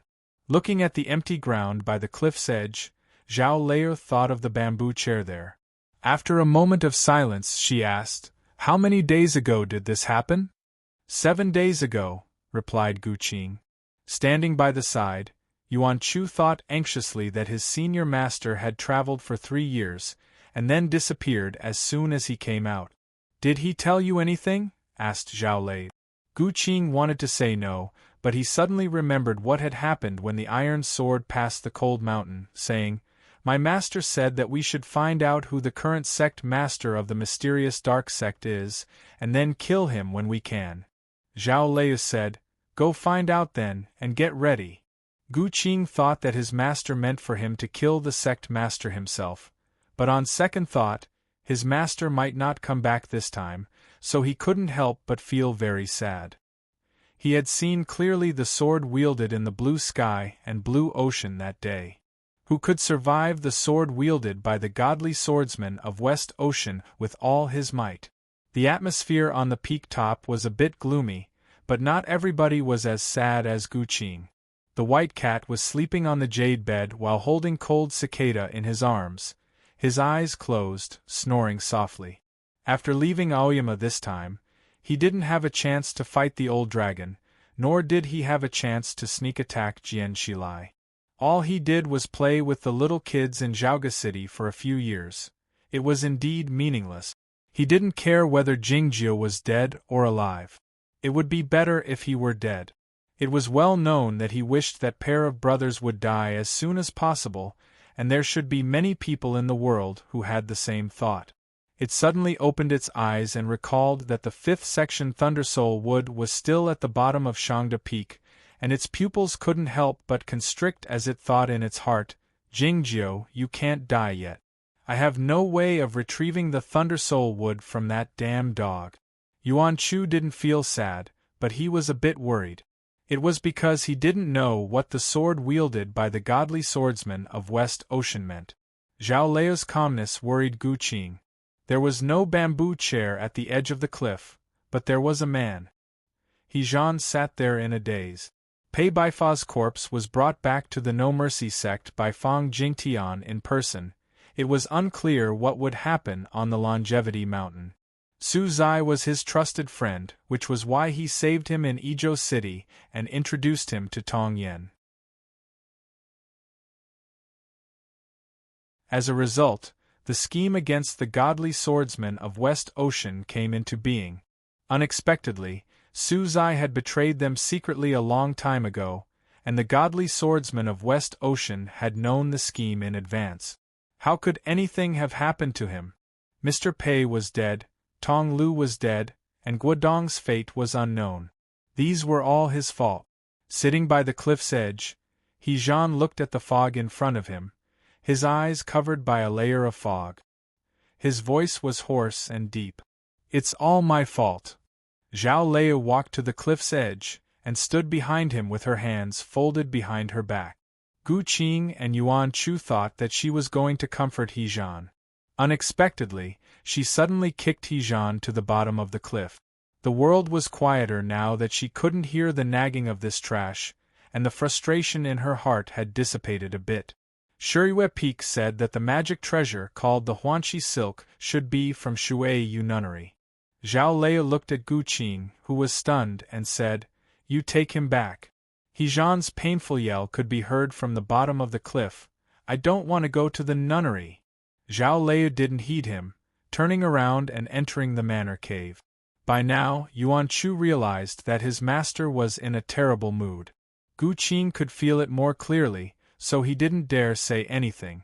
He asked the monkeys to go to the bottom of the cliff to get him out. The Cloud Dream Mountain was like a real fairy realm. The green pine trees by the cliff's edge could be seen in the distance, and the high platform was hidden in the clouds. The fairy cranes were flying among them, passing the rainbow to pick some fairy fruits in the distance. Standing by the high platform and looking at the scene in front of him, Tong Yen remained silent. His thin eyebrows looked as if they were about to disappear under the sunlight. The green pine trees swayed slightly, and the ribbons were like clouds, and then retracted into her sleeves. A young woman in white clothing appeared on the pine trees. She should be in Zhaoga City, but she came back to the Cloud Dream Mountain in a hurry for some unknown reason. "What's going on?" Bai Zhao asked while staring into Tong Yan's eyes. The news of what had happened in the deep end of the West Ocean had spread to Chaotian. The sect master of the No Mercy sect, Pei Baifa, challenged the godly swordsman of West Ocean again to avenge himself, but he failed and died. Later, Guodong, the disciple of Shui Yu Nunnery, attempted to assassinate the godly swordsman again, but she failed again. She was rescued by an elder of Aoyama, but she was slashed by the sword of the godly swordsman of West Ocean on the way. Tong Lu had something to do with the assassination. He failed to kill his master, so he committed suicide out of desperation. Bai Zhao knew that the assassination had something to do with Tong Yen, and it was even planned by him. She didn't ask Tong Yen if he didn't want to tell her, but the situation was different now. She vaguely guessed that the person who rescued Guodong was not an elder of Aoyama, but Jingjiu. A few days ago in the Jing house in Zhaoga City, when she mentioned Guodong to Jingjiu, she felt his reaction was a bit strange. She had to go back to the Cloud Dream Mountain and find out what was going on.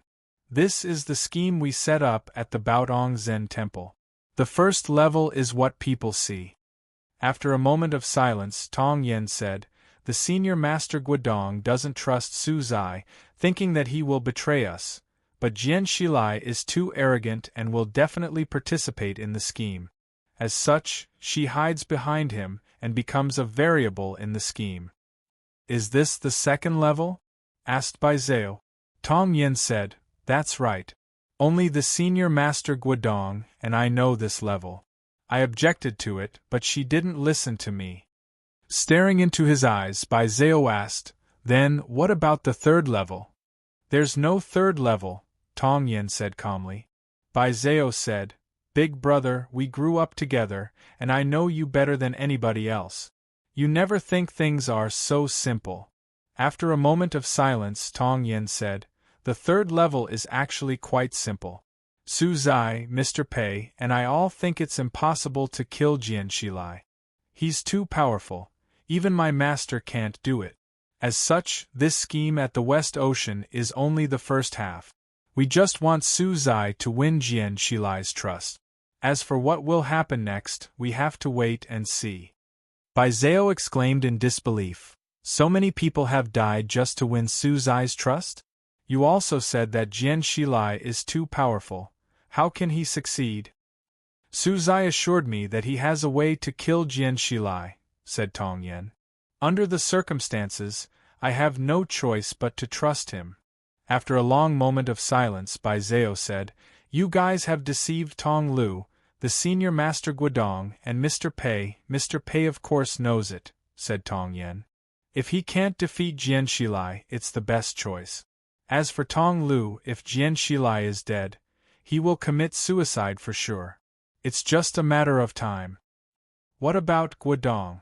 Asked Bai Zhao. If she is the senior master you mentioned, how dare you scheme against her?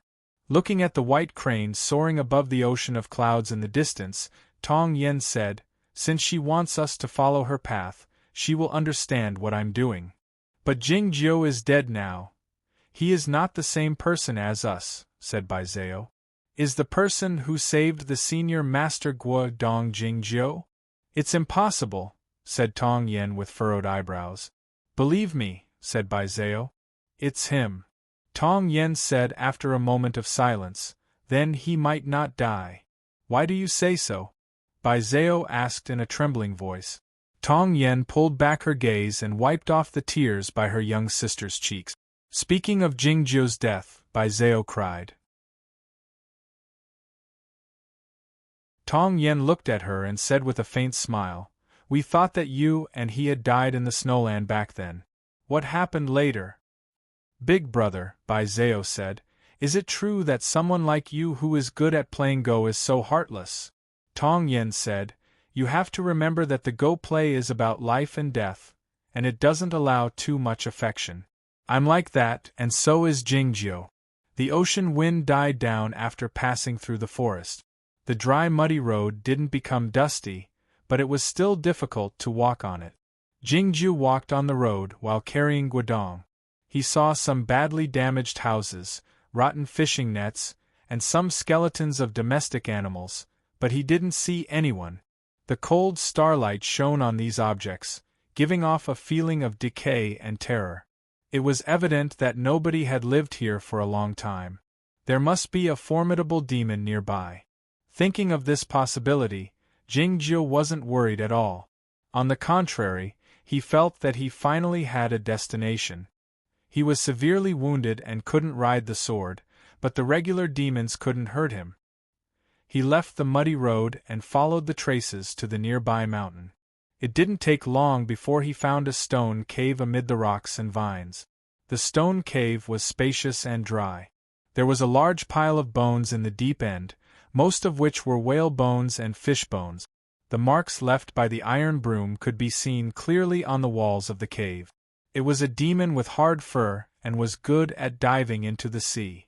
It was unclear if it was a monster bear or something else. Jing Jiu put Guodong on the pile of bones and walked slowly to the entrance of the cave while leaning on the iron sword, looking down at the foot of the mountain. It was late at night and the starlight was shining brightly. Jing Jiu could see a long distance with his eyesight. A few miles away, a demon as large as a mountain was moving toward the seashore. As it was about to enter the sea, it turned its head around to take a look at the cave. It was evident that the demon was reluctant to leave, but it had no choice but to do so because of an inexplicable fear. Seeing the demon disappear into the sea, Jing Jiu felt regretful. He had thought that he could take out the devil pill and let Guodong eat it if the demon's state was high enough. Guodong had already taken the magic pill of Shui Yu nunnery on the beach last night, but the fresh medicine would be more effective for her injury. Unexpectedly, the demon was so vigilant and sensitive that it had run away a long time ago. Jing Jiu was baffled, wondering why this demon was scared away when he was severely wounded and his energy hadn't leaked out. He didn't expect that he had stayed in the fiend prison for 3 years, and he had been stained with a great deal of odor after a fierce battle. It had only been a few days, so some of the odor still remained, and he would hug Lu Ada once in a while. This meant that the odor of the old dragon of the center sect and the white ghost of Aoyama was on his body. No matter how powerful the demon was, he would be scared to death when he smelled the odor in the wind from a distance. He had no other choice but to flee. The starlight shone in from the outside of the cave, illuminating the scene in the cave. There was a cocoon among the white bones, and a person was in the cocoon. Guodong's face was exposed. She was sleeping soundly, looking as innocent as an infant. It was an interesting scene. Jingjiu thought that it would be better if Hejan were here, so he could draw it out. Jingjiu sat down in front of the white bones, recuperating while sitting cross-legged. The next morning, Guodong opened her eyes and woke up. She didn't feel discontented or uncomfortable when she was placed among the white bones. As she had said on the beach the other day, she had killed too many people and seen too many white bones. She knew that Jingjiu had been awake the entire time. "What are you thinking about?" Jingjiu opened his eyes and said, "I'm wondering if I should send you back to Shuiyu Nunnery or to White Town." This place was closer to White Town than Shuiyu Nunnery, but it was still far away. They had no way to get there due to their injuries, and they had no way to inform the mountain gate. It was not safe for them to disappear through someone else. Guodong said, "There is a Duan city 400 miles to the southeast. There is a nunnery outside the city. Let's go there." This place was located in the north of Chaotian, not within the sphere of influence of the Aoyama sect, but nunneries could be found in all the provinces and counties. Jingjiu thought it was a good idea, saying, "I'll arrange it. You should be sleeping now." The natural worm silk cocoon was a method similar to hibernation for cultivation or healing. Guodong understood what he meant, saying, "Call me if anything happens." Jingjiu moved to the outside of the cave and sat down while supporting himself with the iron sword. The last few stars in the distance were disappearing, and the morning glow over the ocean was extremely red. Innumerable clouds came up from the surface of the ocean. The clouds rose up when they encountered a mountain range that extended to the north. Some of the clouds had successfully crossed the mountain range and turned into countless threads. They would become the spring rain, nourishing the land and the lives on that side. There would be small streams and rivers flowing into the ocean there, and so on. Jingjiu sensed something. This was the way of cause and effect. It was unclear where the cause and effect originated from, but it was actually directed to each other. He closed his eyes slowly. By the time he opened his eyes again, more than 10 days had passed.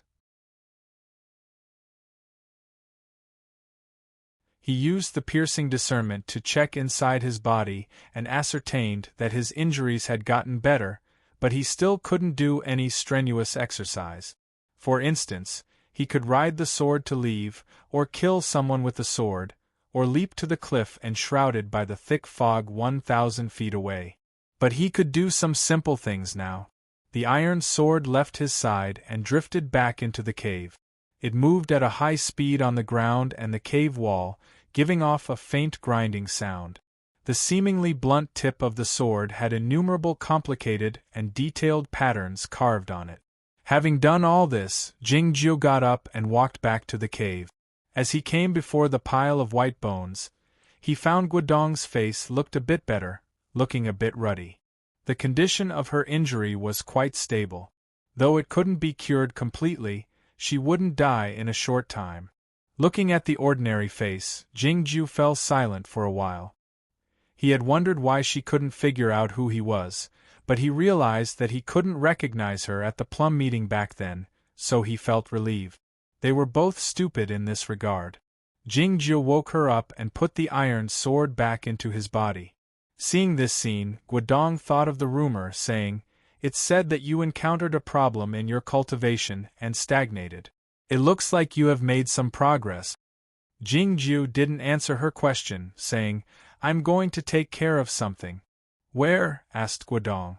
Jingjiu said, "There seems to be a mountain village over there. It's not far." It was a difficult task for Jingjiu to climb over the mountains. Fortunately, he had the help of the iron sword, and he only needed to climb over one mountain to see the mountain village. He had lived in the small mountain village of the Liu family for a year, so he knew how to deal with people. He took off a conical hat and put it on in front of a house, and walked to the large locust tree at the entrance of the village. He bought the information he wanted with a golden leaf. Where was this place? How far was the nearest big city? Which house had a car? Then, he found he had a problem. The only person in the village who had a car was an official retired from the county town. It was said that there were a few large carriages in that house. You're tuning in to the Phoenix Nights YouTube channel. Don't forget to subscribe and join us on this journey to catch the most captivating stories.